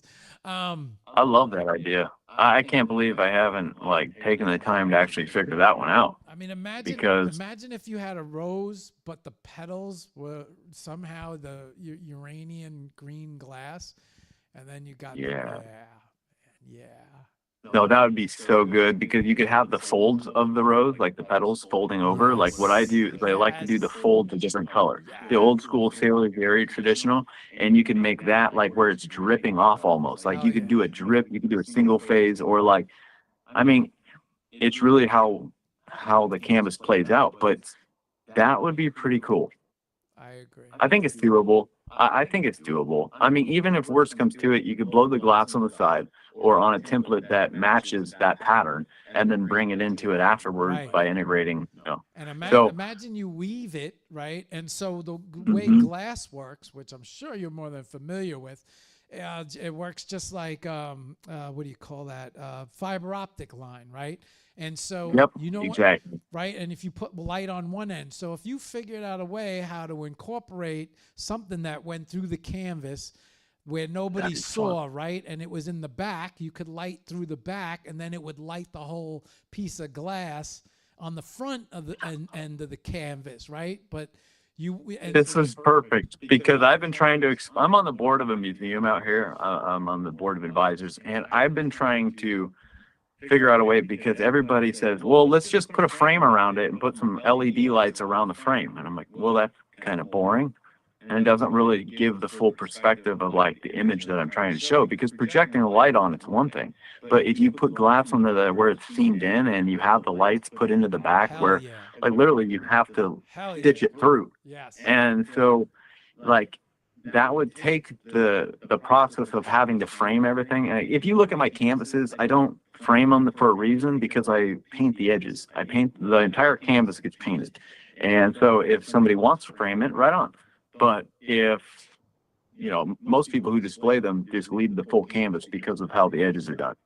So, I mean, you could have the glass melting off the edges. You could do all sorts of cool stuff. Hell yeah. I mean, imagine that 3D rose coming off, lit up, but embedded into the painting somehow, right? Where it would be so much more vibrant. Hell yeah, bro! I'm telling you, it's just because when I said, as I see all this shit, man, I start, I get visions. I didn't know about the glass thing with you, and now that I'm learning, I'm thinking like, why has he not incorporated this into one of his canvases, right? Okay. So I have a new box to check off. Thank you. Yeah, man. I mean, this is what these shows are all about, right? As I love I love going through artists' lives, right? I like digging through shit, digging through drawers and learning. I mean, I just love everything about art, but like I love to learn about an artist. And then I love to see everything. I'm like, so how did this happen? 2020, you 2009 Bitcoin. I learned about Bitcoin in 2016, started trading 2017. Oh, right on. So, but the Bitcoin was 2,500 at the time. I remember that was the lowest I saw it. That's when I learned about it. And but NFTs, I kind of wandered in a little bit late, 21. So I missed. I missed the whole PFP. I kind of walked into the whole PFP craze. I remember Skirpy's Spaces, but I was part of this Mongoose Club at the time, and I was hanging out more. Mongoose's Spaces and Skirpy's Spaces both ran at the same time, which made it difficult to be. Oh, all right. Be in both. Yeah. But I remember Skirpy and I remember those guys. Yeah, baby, come on, baby. Oh, pump it up. Yeah. I remember his spaces had so much, and a lot of artists would be in there. He'd be buying. Yeah, baby, we have it on sale, baby. And but I remember that time period. How did you get introduced to NFTs? How did you learn about them? How did you, was it you Okay. were you hanging out on Yeah, Twitter? Like, how did it happen? honestly, because I'm a board member. It was brought to my attention after that SNL skit where like, Pete Davidson, whatever his name is, Yeah. did that Eminem song, like, what the hell's an NFT? I get some cryptocurrency. And then the museum asked me to explain what an NFT was to everybody. And by the time I was done doing my homework, I just found myself creating NFTs. When I walked in, to me, I wanted to be a part. I didn't really care about Bored Ape Yacht Club. Most of my friends all have them. And by the time I was in the space, it was already to the mutant phase. So I was past getting a serum. I was past all that stuff.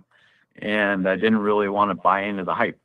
So I bought into the Death Bats. And that was a really rad community. And by the time, I don't know, 6 months into it, Avenged Sevenfold hosted a Halloween party here in Huntington Beach. Well, more Costa Mesa, but, Orange County. And it really showed to me the value of having an NFT, using it as a ticket or a pass into a community where you didn't have to pay for anything, where you got free crap constantly. You had a community that would buy your stuff, support you, build you up when you're down type deal. And yet they're all like-minded individuals that weren't out to make money. They just wanted to support the band and enjoy the people in the community, I guess. And that really like showed me a lot. So that's why my default PFP went to Death Bat, and it stayed there until I finished my next canvas. But that was the part where I realized the value of an NFT is far more than what it's perceived to be. You have this visual representative, but then you have a whole backlog. To where you can have intellectual property rights and things like that, which my RoughCut Rose collection, all the RoughCut Roses they're sketches or paintings, things like that. Not my canvases, just the sketches. When I sell them as an NFT, I'm selling them with the intellectual property being sold with it. So when you purchase that, yeah, it's a one of one, but I'm not going to sue you if you implement it into your artwork. And Ukaswaka, I think it's Ukaswaka, he used one right away in his very first collection because he didn't have a rose. He purchased one of the roses and implemented it into it as one of the character traits for his NFT collection. So, everything from an event pass to intellectual property to creating goggles, actual wearables, these fidgetals, it showed to me that there's more than just money. It's more than just a brand. It's more than just a community. It's a full spectrum of things. So, yeah, I mean, by 2023, I was 120% in. By the end of 2002, by the end of 2002, I was probably 80% in. But yeah, the people within it continue to show me new innovative things, just like you have here with bringing the glass to my attention by putting it with the canvases. That's the power of an NFT to me. I tell you what, the minute I stumbled in, for me, it was the Beeple thing, right? That's what came. All right. Yeah, that's what came across my radar. It was, I saw somebody sold a fucking JPEG for $69.3 million. Like, how? Right. I'm like, how did that blew my mind? Yeah, like, how did I that remember happen? watching that live, and I think Beeple was even like dumbfounded by the look on his face. He's like, "You kidding me? I've worked my entire life making crap money. Then all of a sudden I'm rich." But he did what most artists won't. He created every day. So when that shit hit my radar, my radar went up. I'm like, wait, what? It was a JPEG. Yeah, because people were shitting it, like it wasn't clear. Mm-hmm. So I didn't know anything about anything. I just heard some guy sold a JPEG for $69.3 million an NFT. And then that started everything. It was like, okay, what's NFTs? What's going on? And why are art? And then so I ended up in Spaces. And then, just trying to figure out what an NFT was. But I came in during that whole project phase. Yeah. You know, and so I didn't know what PFP, and then PFPs had every artist thinking I need a PFP project, you know? Yep. And so then every artist started creating these little collections, and I'm like, all right, well, I guess I'll create a collection. Then the bear market hit. Things kind of got slow. A lot of people disappeared. And then I said, they're done. They're out. Yeah, everybody disappeared. And the only thing that seemed to be left was the artists. And and the people, yeah. Sorry to interrupt, but the artists are the ones who usually are the ones who revolutionize, and the artists are willing to take risks. The other people don't want to be on that. They're more risk adverse. So like having the artists, knowing that the artists are still there, they're still selling, they're still making money. Like they're not stopping. They're going to find another way to keep that bear market away. You know, you're right. An artist, yeah, you're right. You're right. You know, an artist can go 6 months with no sales, and then in 1 month sell out everything. Artists are used to not selling, so they'll stick it out. And tough. Artists are some of the most resilient people I've ever. Yeah. They don't take no for an answer. Well, that's a good artist for you. If you come across artists like that, you know, they deserve that pat on the back because, you know, the meme term of like battling in the trenches, it's true with art. I mean, you have to literally force yourself to create every day, whether it's 10 minutes or 10 hours. Like it has to be an everyday thing. Otherwise, you're not going to be successful at the end of the year. You're only putting in a very small amount of time if you're only doing it 1 or 2 days a week or an hour a week, you know, whatever it might be. But the people who do it daily, they're going to profit at some point. I mean, even if they're the worst artists, I've seen some terrible collections sell out in minutes. I'm like, really? All right. But yeah, artists, I don't know how to say it. The good ones won't quit because they know that they can't quit because it's their depression, their anxiety, their fears, everything gets projected into their artwork that makes life easier for them in IRL.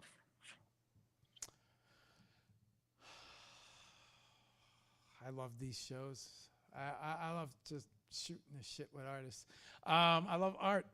Okay, so you wander, you know, you get involved, right? You're trying to figure out what NFTs are. How quickly did you attach the physical and the digital? Because nobody was doing that in the beginning. Immediately. That was something where I saw it and I wanted that to be a thing. After I purchased my Death Bat, I realized the power of the digital, the physical, the in real life, and the digital item. Because, I mean, if you purchase it digitally, say, for an example, you purchase a pair of shoes. We won't talk about the Brozo goggles. Just like, there's a lot of like Adidas, and there's a few companies that have made shoes.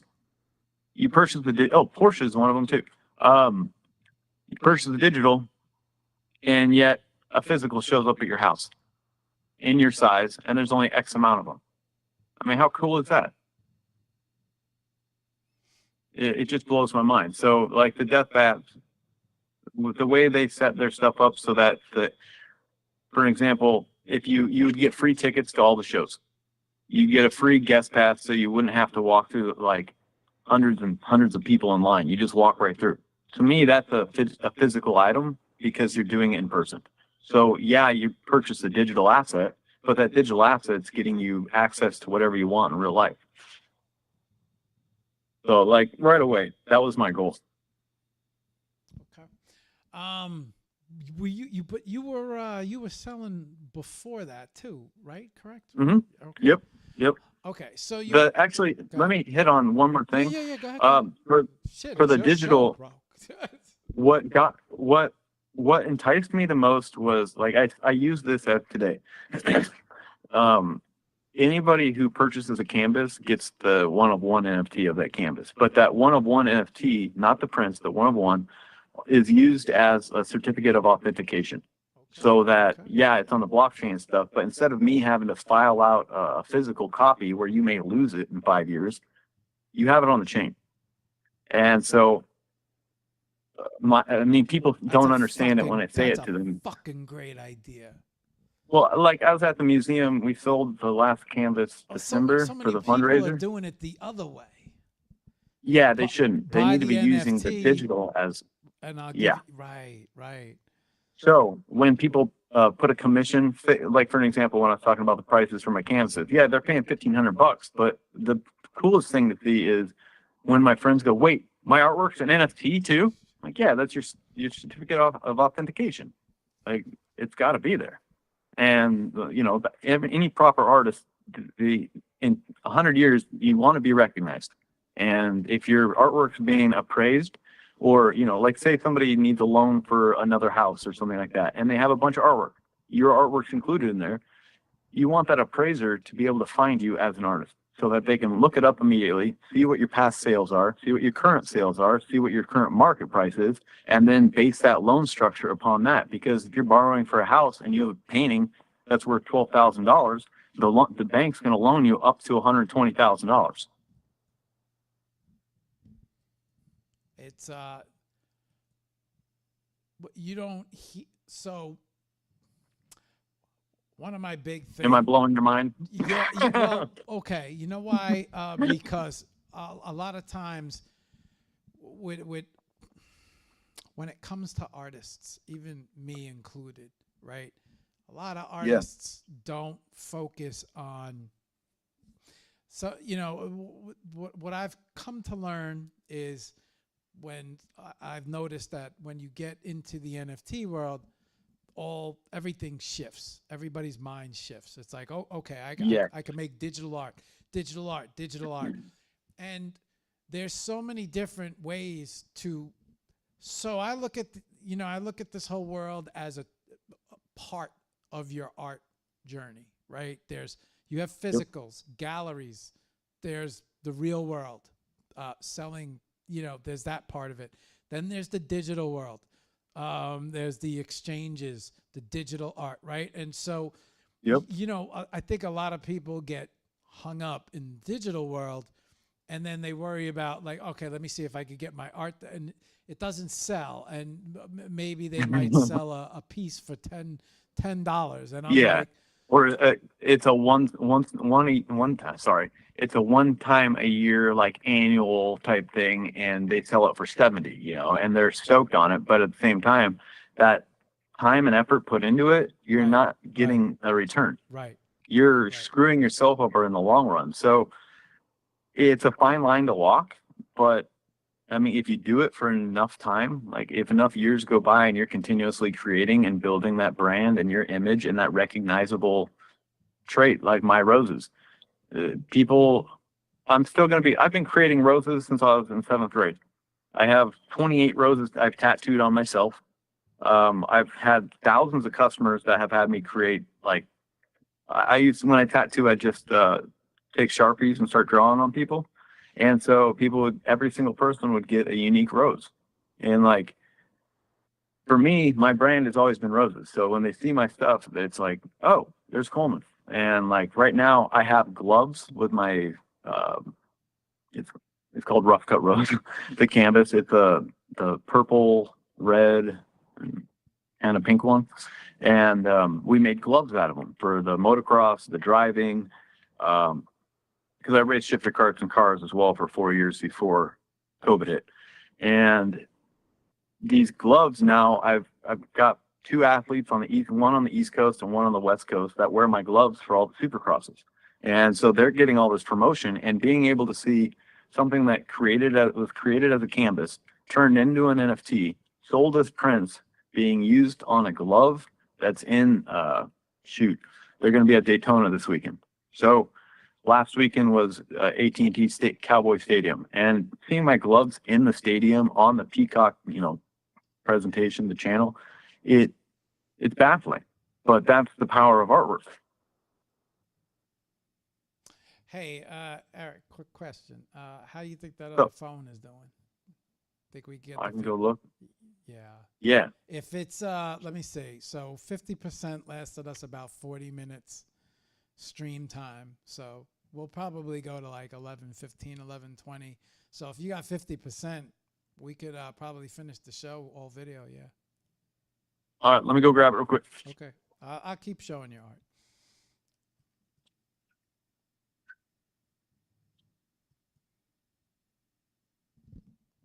All right, so any questions out there, now's the time to drop them. While he checks for the phone, we're going to try and get the video feed back up and running. I didn't realize that the autofocus button was off because the camera was giving me problems with some glare. So, oh, look at this. Who is this walking through? Huh. Who are you, little guy? Is that the mother? All right. Oh shit! There you are. I got you back. All right. I'm gonna mute this one. There we go. Okay.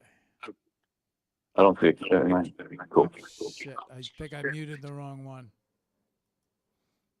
You gotta unmute the video. I did that. That's my fault. I muted you by mistake. You gotta. There's a mute button. Hang on. When you look at the phone on Google, down at the bottom, there's a microphone. It's probably crossed out. You just gotta click on it and unmute it. All right. Can you hear me? Yeah. You're good. All right. My bad. Nah, My it's bad. all good. Nah, it's my fault. Right, I muted you by mistake. We have 20% on this phone. Oh shit! Really? Okay. Yeah. Fuck it. Let's keep going. Okay. So let's see. Where were we? I have. So okay. So many questions. Okay. So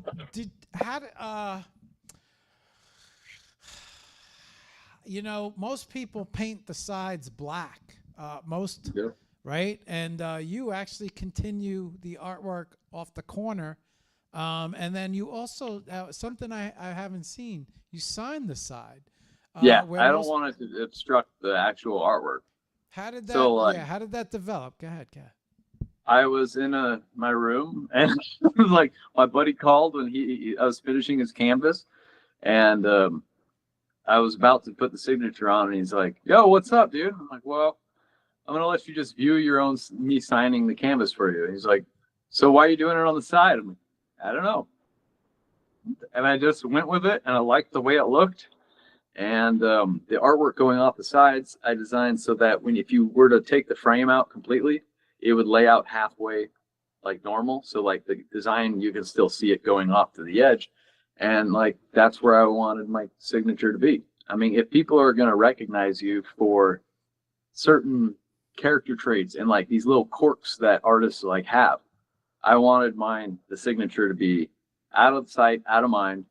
Then when they look underneath or look on the side, it's like, oh crap. Well, that's interesting. All right, cool. There's my info. So I'm watching you VR with your artwork on the wall. Oh. Technology is wow. But that's what I want implemented into the glass of my house is the AR. I guess it wouldn't be augmented, but like the ability to place it on a window or have designated spots on the windows to where you could put those artworks and change them throughout the day or through the month or the year to be able to tailor to your friends or to your family or to your style. Hey, did I switch this camera? I don't even, oh yeah, I did. Okay, you can see me. Hey, have you seen the new invisible screens? Not the new ones. I remember the old ones from like 2010. No, these screens, they look like glass. I think it's Samsung. And they actually bend. It looks like bendable plastic. And you could, so they were showing video on it, like fire, and all you would see is oh man, the screen looked sick, see-through. But that's what I'm talking about. Right? I mean, the technology's here. We need to be able to put it into practice to where it's not just an R&D project. It's how taking artistry, however you want to say it, to a new level. Like I said, it could be a render that you're putting on Nifty Island, but you want it on your window because you have a one of one that, I'm not fancy with this stuff, but like every person has their own, fascination or intrigue where, they're going to have a different style and it's going to be shown differently. So that's where I think it's going to be moving. That's why I like the canvases. But at the same time, if you had, for an example, at this house, I have at least 100 canvases, not mine, things that the family's collected. And I don't have enough wall space. It's just sitting on the floors. But if you have 10,000 NFTs and you want to show off a different one every single week, why can't we implement that into the windows or any glass structure? It shouldn't only be a TV or a laptop or a phone, whichever. Frisky Foxtrot checking in. He's saying hello. What's up, Frisky? He said, let's go, champ. Okay. Have you seen Home Depot? You walk through it Christmas season. They usually got a Santa, a little projector, a film. This film comes with, it's a little kit. Comes with film, projector, and these graphics. And so the film itself, you take the film, you cut it to the size of your window. But when you put it on the window, you can't tell it's on the window. However, what happens is when the projector hits this film, it projects a 3D image onto the window. And so if you've ever seen it done properly during Christmas season, some people will look like they got Santa walking around in the house, or there'll be snow. I didn't know that's what that was. Yes. I thought those were literally like neon tubes no. like LED strips around plastic pieces.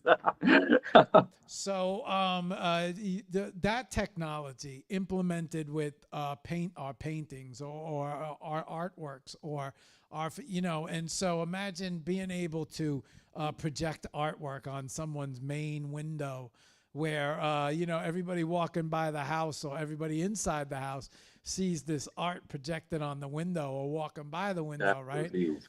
I don't hate that idea. Yeah. That's something I could use for the museum when we do our showings. Like we have these giant front windows and they feel like such a waste of space. But if you were to put something like that there and people are waiting in line to get in, whether it's a QR code and just for being there, they get a print of it or something like that. And, NFT, like I do my NFTs as prints for the canvases, like 25 to 25, and then that's all I'll do. Yeah, I don't want to over license myself. I don't want to over replicate myself. Roberto Brito is a perfect example of what not to do. He's the guy who does all like the daisies, a lot of colors and stuff, but he's the most licensed artist in the world. And he's only degrading his own reputation by licensing so many items out. Now he has like bikinis and like sun hats and things like that. And it's just his artwork printed on more generic items. And so the more that he continues to do that, he's taking away from himself as an artist in the long run. So I want to do the exact opposite by making it scarce. So there's a lot of availability, but I want the people who purchase my artwork to be able to get a return on their investment if and when they do decide to sell. So, it all goes full circle. Question. Let me ask you, what do you think about the situation with all of these exchange, I call them exchanges, marketplaces? So many marketplaces, so many blockchains. Do you think it hurts? Do you think it helps? You think it spreads the community too thin? What are your thoughts on any? I mean, you have so you got Solana, and then you got there's Drip House, there's Exchange Art, there's you got it's a little much. I unsubscribed from Drip House. I don't buy things on Solana anymore. I won't touch Base. I won't touch Sonic. I literally stick to Polygon, Ethereum, and Bitcoin. Just because the Polygon is an aggregate. I like the PIF and things like that. But like you said, it spreads the market way too thin. So for somebody like myself, when I work full time during the day and I come home at night and somebody tells me, oh, I just released a collection on Base.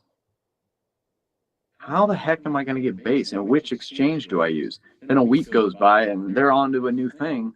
And I'm like, I just got my base set up. I got a few. We're good, right? Oh, we're over here on Yeah. on AVAX now. Exactly. So I'm going to stick to what I know works. I know Ethereum is a great place to build on. Bitcoin is, the OG, but like when you do ordinals, your customer has to understand that it's going to be way more expensive. Like that's just how it goes. But, some people really appreciate the ordinals, but I like Ethereum and Polygon, and I just won't touch Solana at the moment due to it being so like pump.fun. It's killed it.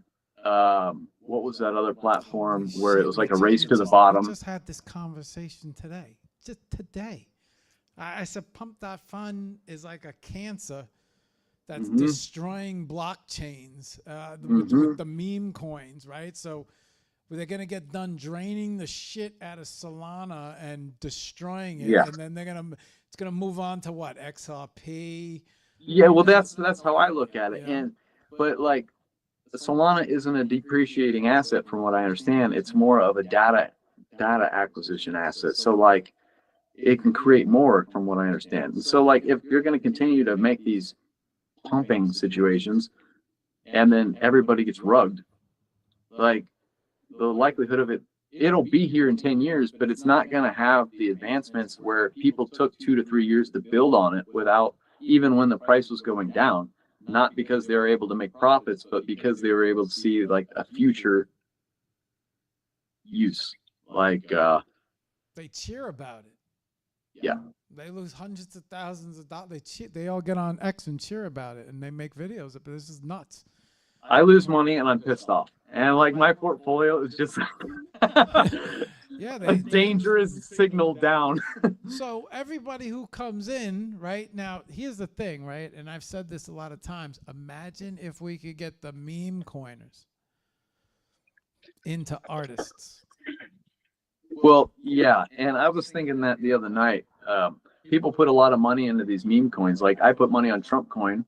I put 20 on, and after transactional fees and using a credit card fee, I ended up with $6.31 of Trump coin. So I'm like, oh, cool. So Solana's not cheap anymore. And with artists, whether it's on Tezos, Ethereum. Oh, by the way, my prints are all on Tezos, so I got to throw Tezos in there too. I don't see Tezos being a building platform. I don't really understand it very well, but I know it makes it's a happy place for artists to go. Let me tell you, that object has stood the test of time through everything. Holy shit, we always talk about this. So Magic Eden seems to be standing tall. Object Tezos seems to be standing tall. From the numbers, it seems like OpenSea has a lot of action. Well, then, have you seen their V2? Yeah. Well, we were looking through all the numbers and the web traffic. I think I asked Grok, and then we did a little bit of an in-depth look at all of the different exchanges and the type of web traffic. It's easy to say, everything's good over here, but I want to know the web traffic. I want to know how many people are going to the site. I want to know the action. If you're getting 1,000 people a day, it's not very busy. It's the same people that are on that site. So how are you going to know where to go, where to focus your energy? So some of these sites you spend a lot of time on, there's no outcome. You walk away with $10. A little frustrating, It's, go ahead. I didn't mean to interrupt you. Go ahead. Oh, no, you're fine. But as for artists, I personally think people should place their bets on artists more than they should on these meme coins. Like meme coins, cool, you can make a lot of money, but I've made way more money, like Acid, for an example. I have flipped more of his artwork than anybody else's. And like, it's always artwork. It's never like Trump coin or UFC coin or Pepe or Pudgy Penguin's airdrop. All that did was go down. Everything keeps going down. Yet artists continue to go up because how they create their perceived reputation online and both in real life.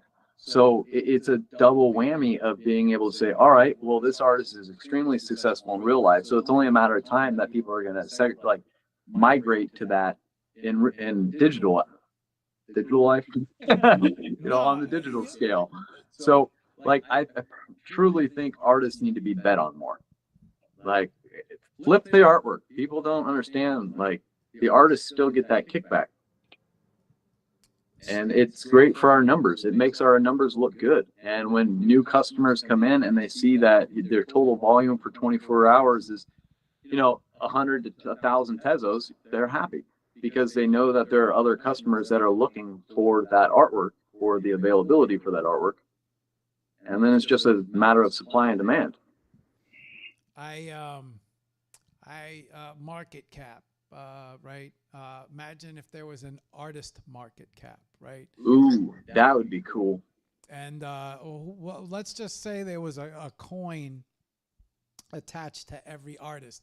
It's not like you're gonna go to another platform and be diamond cut, or you're gonna be RoughCut wherever you go. If there was a RoughCut coin that matched RoughCut, right? That might the artist might, but yeah, the coins, they don't hold, but the artworks, right? And so I say it all the time: if we can introduce the meme coin mindset to the art, here's the problem, right? I think a lot of people went nuts 2020, 2021. They bought everything. Literally. they everything that you put in front of them, they bought, because they were under the impression that the art was going to be able to be flipped like the PFPs. I don't think that happened, right? I don't think you bought a piece of art. I don't think, PFP is a little different. Maybe you pick it up when it's $10 and, maybe 2-3 weeks later, maybe 2 months later, the thing shoots to 400,000, right? And then now, shit, we lost them. Oh, no, I'm sorry. All right. I have 10% battery. We have 10% and we're out. Okay. We that should give us another 10, 15 minutes. Let's see how we'll close out on some video. So I was like, shit, what was I saying? I'm sorry. It's all right. PFP projects, right? Yeah, people have the ability. They saw the Pudgy Penguins, the Apes, Azuki, Azuki was huge, right? You got into this, and there's 10,000 pieces, right? So if you think about it, that's the issue. So there was so much money and activity and people flipping, right? So that was big, and that's where all the attention went. The artists, I don't think the art in the digital world had that power. I don't think you can buy 10 pieces from someone, turn around and flip them the way you could a PFP project. So it didn't create this interest in artists. Now you have meme coins, and meme coins are one step less than the PFP projects, right? You don't got to worry about traits, nothing. You just dive in, sit back, hope it blows, and then sell off, right? And so now the art end of it, you can't go buy a person's art and flip it with the same fierceness that you could with the PFPs. And so that makes the art uninteresting to these guys, because it's like there's no value in this. And go ahead. Yeah. Go ahead. I think when you say that, those individuals are betting on the wrong artists. I agree. Because a good artist. I agree with this 100. This is what I've been saying. Go ahead. No, I'm glad that I hear someone else saying it, because I've been in spaces like, we got to get these guys interested in betting on these guys, and we got to knock out all the noise in the middle, and then we will have a beautifully working ecosystem. And it'll be profitable. Right. It'll be profitable for both parties. And for an example, I may only have 25 editions of every canvas as a print, but when people are flipping that and I'm getting a 5 to 10% commission on every trade, like, I'm pretty happy. And so, like the pump.fun type thing, if you're betting on an artist that is in real life representative for a majority of people, you have a mass group already that's built in that has, like, for an example, I'll use myself. I'm on the board of a museum. I'm on another board of directors for a nonprofit. And then I've been doing this my entire life. I have my artwork on thousands of people. I have physical pieces of artwork in 30 countries. I say that a lot, but it's still baffling to me. And the people that know me know I'm not going to quit. I may have to go work my normal job in the water well industry. You're a good bet. But that's the way I was taught. Bet. My mom was an artist. It was just ingrained and built into my system to be able to handle the nonsense. And when I'm mad at all the meme coin attitude, I'll go create. I'll shut my phones off. Turn my headphones on, and I'll just create. And those artists that you bet on that you know are going to keep creating without diluting and like oversaturating their market, they're going to have value. And if they are able to bring value to other artists, they're going to bring an immense value to themselves. So like people need to bet on those people.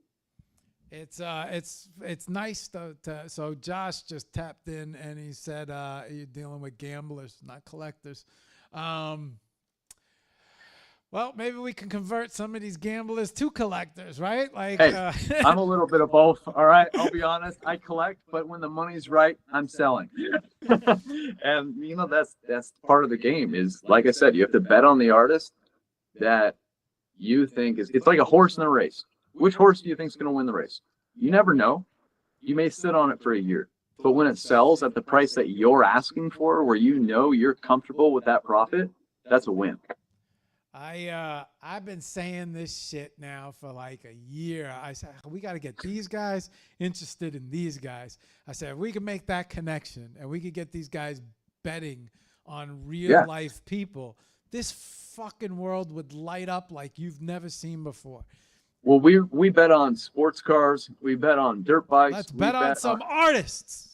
Why not? And that's my approach to it. Like I'll use Acid as the example. I have flipped more of his than any other artist, and it's a gamble for me. I'm putting up my money, going, all right, cool. I know it's only a few bucks, but at the same time, when I'm flipping it for 6 times the profit, I'm a happy camper because I can just go back in, buy his entire floor, and then put it at the price that I want. They sell. So I mean, it's it's a digital world. You get them out of the digital world. You get them creating some physicals. Connect the digitals with the physicals. Get the meme coiners interested in hey, let's start betting on artists, and we have a perfect world of ecosystem. That symbiotic relationship. Yeah. It's beautiful, right? There's no fast flip though, which is that there's no rush, but it's a little more sitting back, and then I always say it, if I was looking to, people are like, well, sometimes I just buy art because I like it. Yes, that's true. Yeah. But I also would like to know that the artist isn't going to disappear, that he's got 100 more pieces, that look at this. He's working at getting in galleries. Yep. Oh, he just had a show, right? And so now imagine you took all of these fact points and you put them on a chart, and they created a chart now, right? Exactly. And so now you have an artist. There's your spread. You have artist charts, right? Hey, you look at meme coin charts. Look at fucking artists. Let me check this artist's chart. He's due for a. What are their stats? Yeah, he's due. That's all you have to do. I know it sounds easy, but at the same time, people just have to do their due diligence on those artists. And if you fall in love with an artist that you see is charismatic, charming, sociable, both digitally and in real life, you can't just be one or the other. You're gonna have to figure out how to work both. And then, you have a horse in the race. I agree. Question. How much time we got left on that? Question is how much battery? Yeah, thank you. How much battery? 7%. Okay, good. Okay, let's what are we, 11:02? Yeah, we'll see how long this thing lasts. We'll start wrapping it up. RoughCut, tell them where they can find you, where they can contact you. What to look at, what's the best way to reach out to you? Go ahead. If you want a commission piece, just go to my Instagram, at Eric Coleman _. And if you want to follow the daily action and like ask me stupid questions or things like that, where like I'll answer candidly and like full heartedly, go to my Twitter, RoughCut Art. And I mean, I have YouTube, Facebook, and all that crap, but I don't really, that's just me putting stuff on the internet. Oh, look at this. I missed this whole fucking page on IG of you. I didn't see this Eric Coleman page. There was another IG upload. Oh, shit. Look at this. Oh, look at this. This is more you in real life. I was got to save this for another show. Part 2. Otherwise, we're going to be here another hour talking on... oh, look at this. All the bike stuff is here. Oh, this is where it's at. Shit. I'll have another 7,000 questions for you. We'll be here another 2 hours. Okay.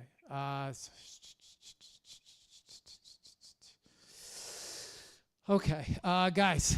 So this is let me cause I don't want the thing to die again. And okay, it's going to. I know. All right. So guys, this is his page for commissions, Eric Coleman _ on IG.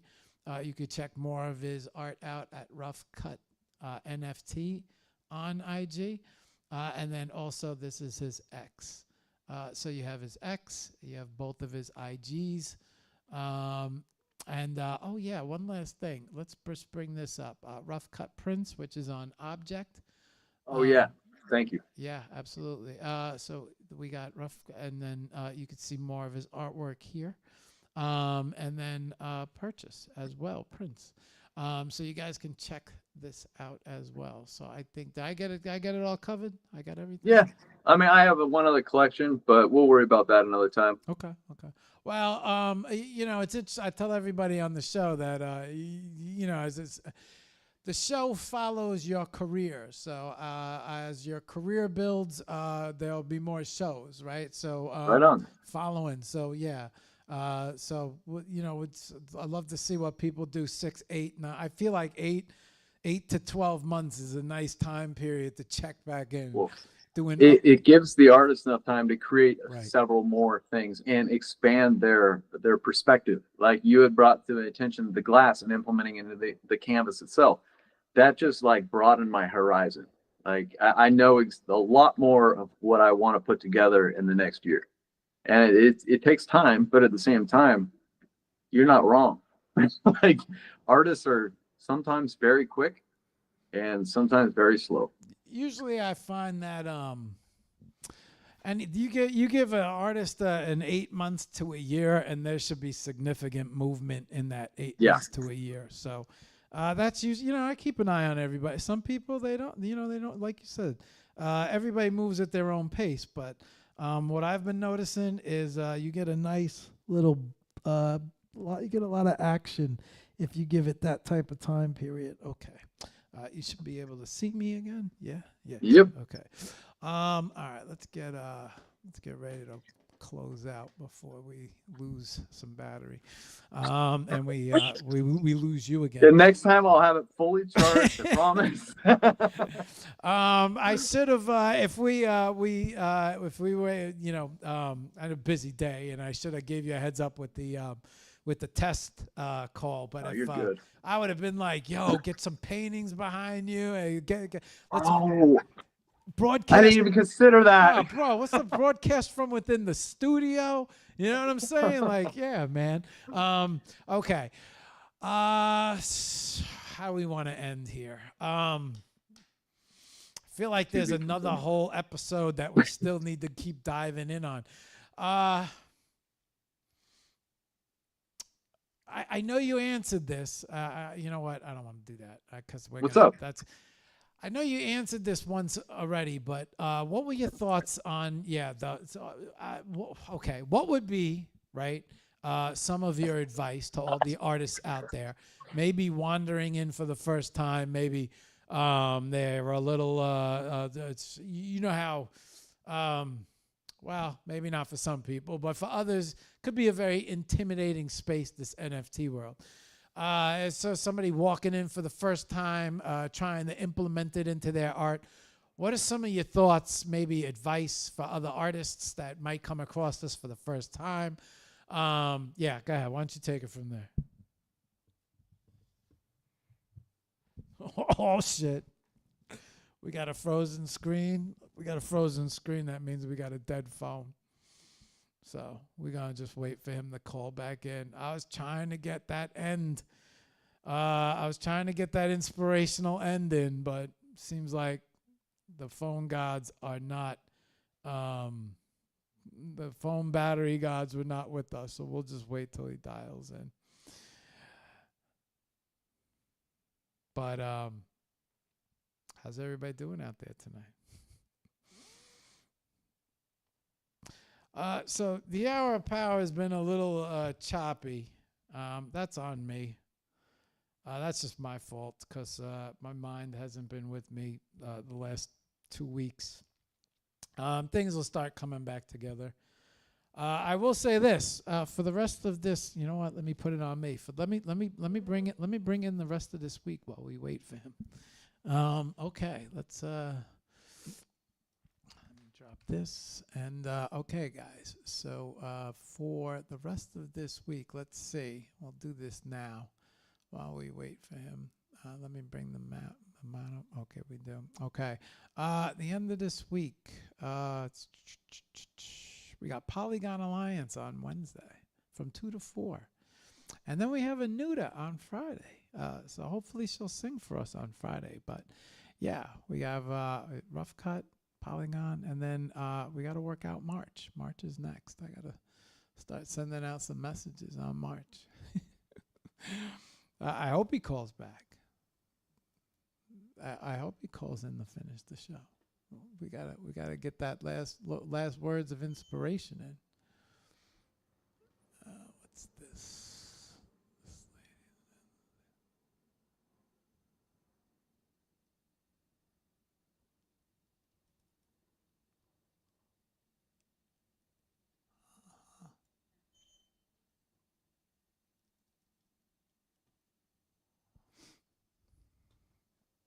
Come on, Eric, where are you?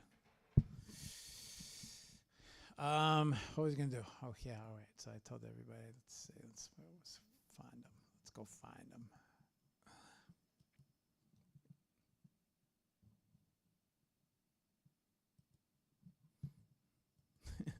I need you to close out.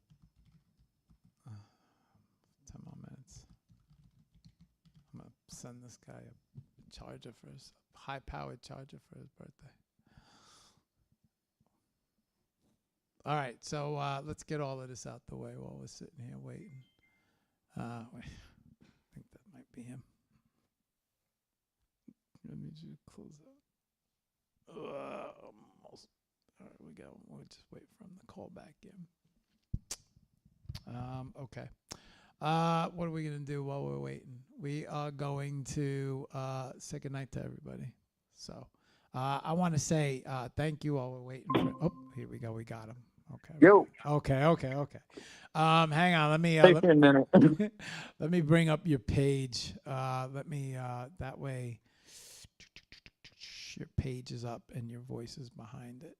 Yeah, let's do that. I'm gonna open up the X. Let's bring up X. That's your voice. That'll come up. Okay, good.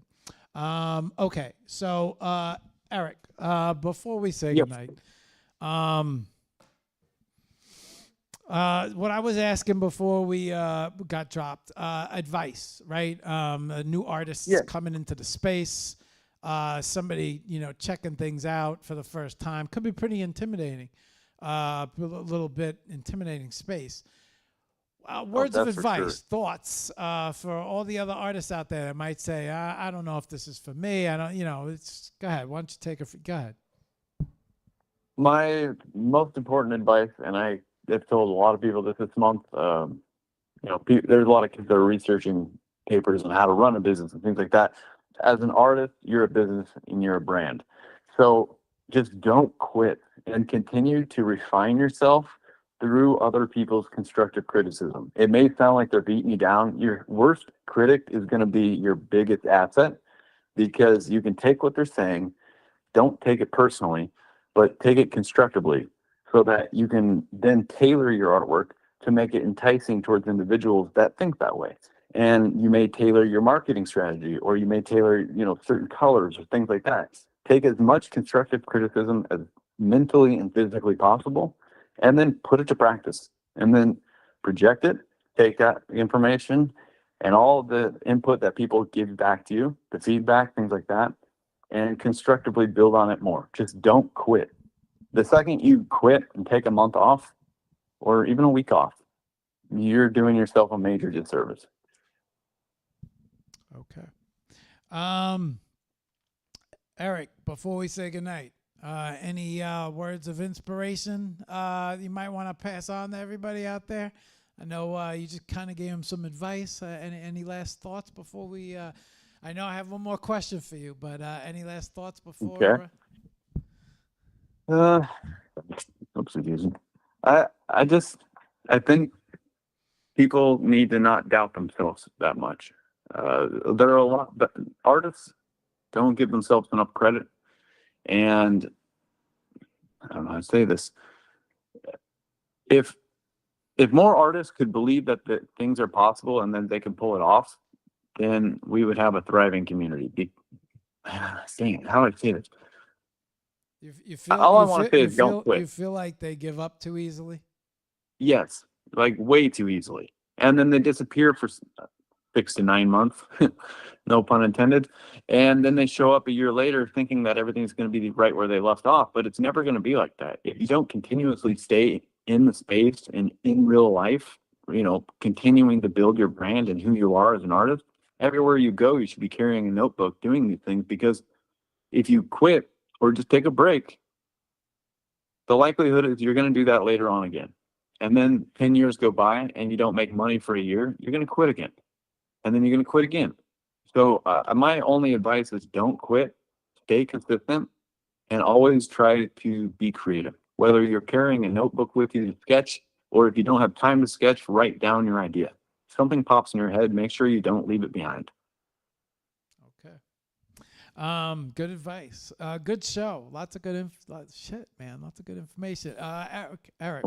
Thank you for having me. Yeah, RoughCut. Well, hey, Josh always says squeaky wheel gets the grease, but your name was floating around so much, it was like, all right, let's send the schedule and see what happens. Just, everybody seems to, interested in RoughCut.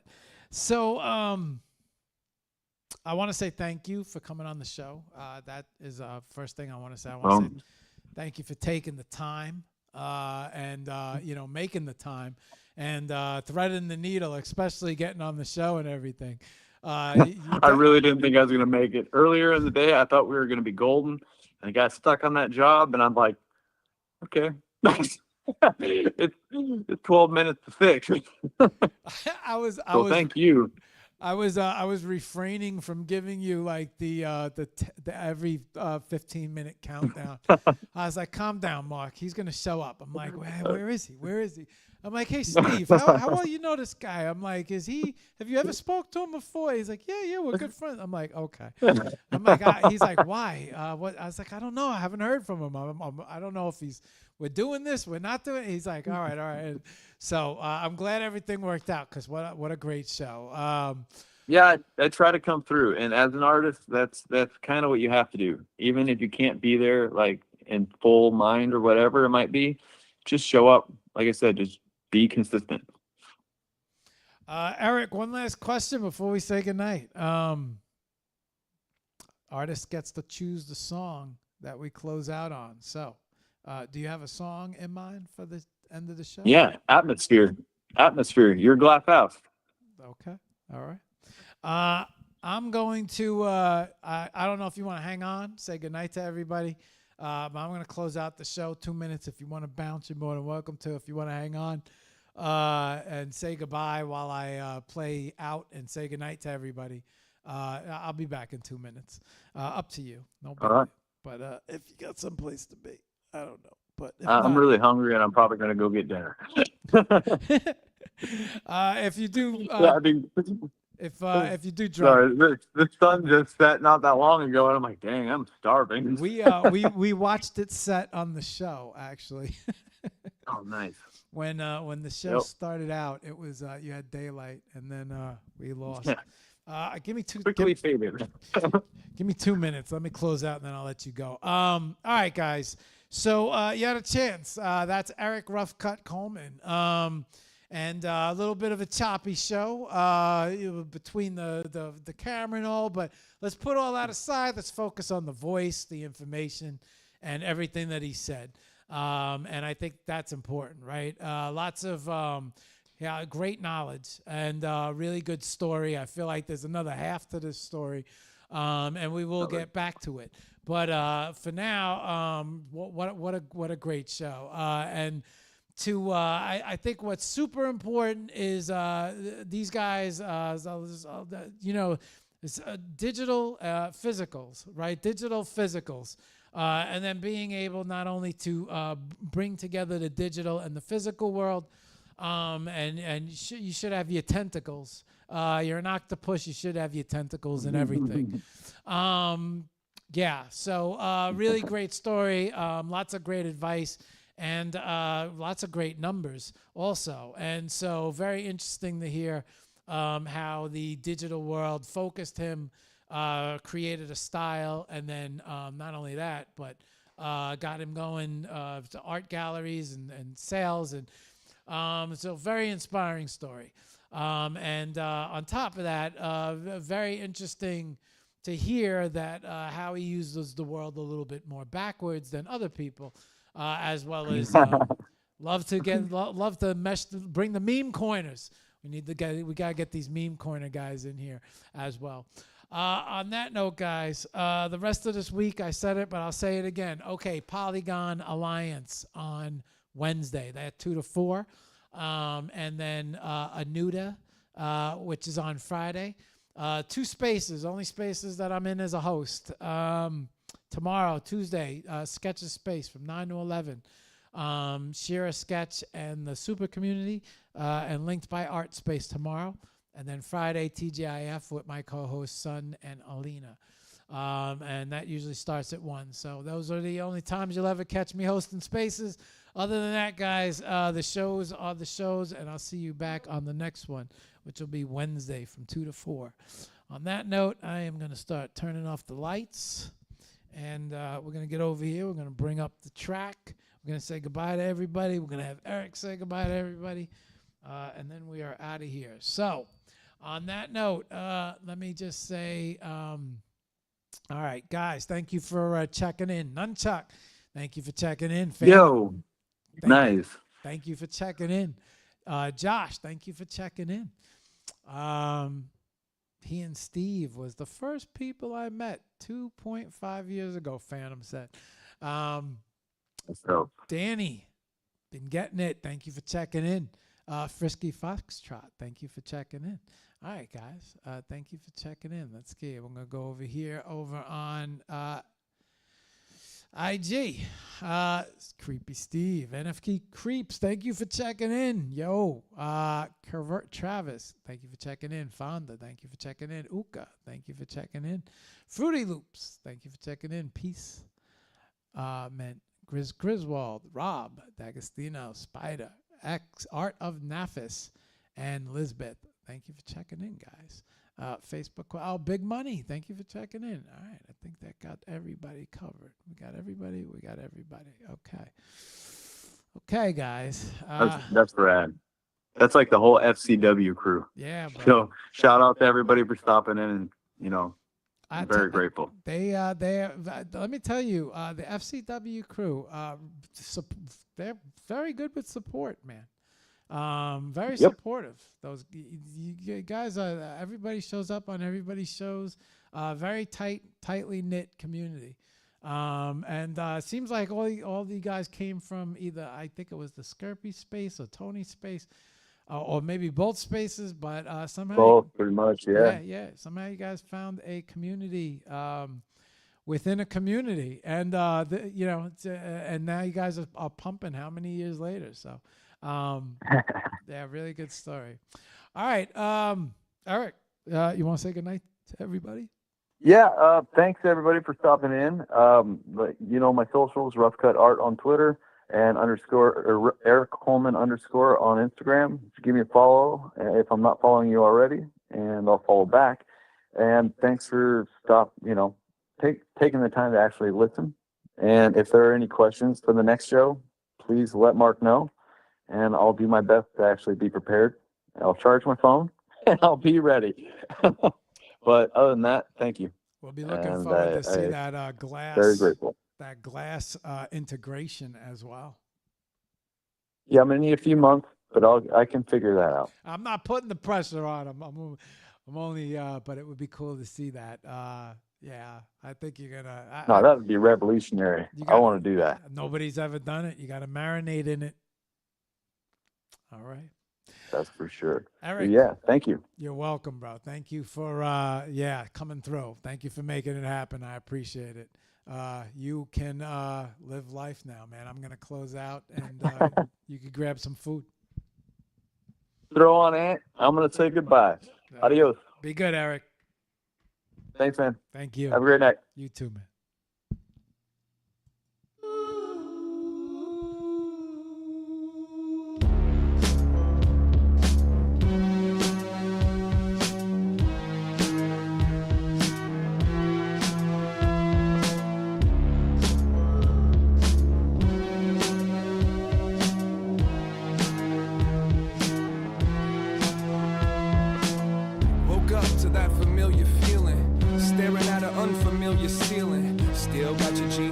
You're topless, headache and the stomach feels nauseous. Grab your shirt off the bedroom floor and try to recollect the night before. How'd you get from the bar to this mattress? And when you got here, then what happened? And where's the who that lives here in this house? Wanna figure out how'd you get here? But the thought got cut by nature. Find a bathroom that got anger. Here it comes, can't avoid it. Ain't the first time throwing up in a strange toilet. Anyone else would leave, but you crawl back to the bed and fell back asleep. All we need is because come and party with us. Take care of you when you're passed out. Right there with you in your glass house. All we need is because come and party with us. Take care of you when you're passed out. Right there with you in your glass house. Woke up all alone with no friends, but you had to throw up again. Choke up the tears and the spit. Grab some tissue to wipe off your lips. And everything still spins. And then the chills begin. And then the God please kill me right now hits. And you still don't know whose house this is. In between leftover dry heaps, you try to check out your timepiece. And you should call your job, but first gotta turn this hangover off. You dream that it's just a dream until the phone in your pocket starts to scream.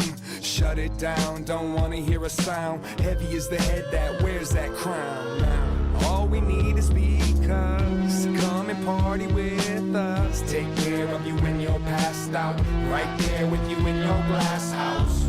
All we need is because come and party with us. Take care of you when you're passed out. Right there with you in your glass house. Hangover ain't a strong enough word. It don't describe what just occurred. Looking at a phone full of missed calls.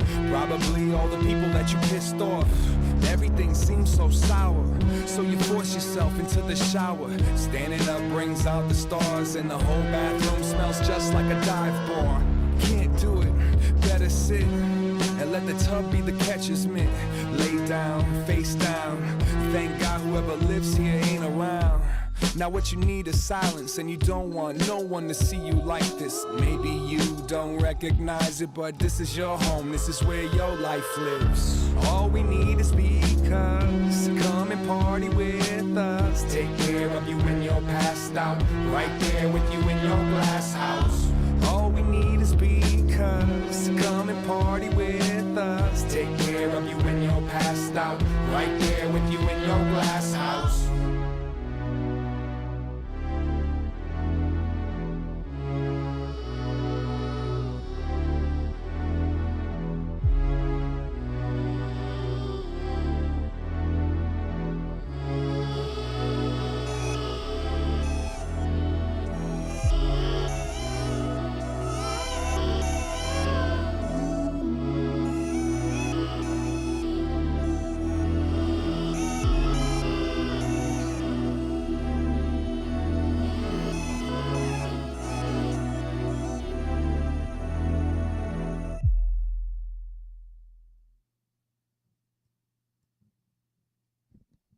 See everyone on the next show. And that was a damn good show.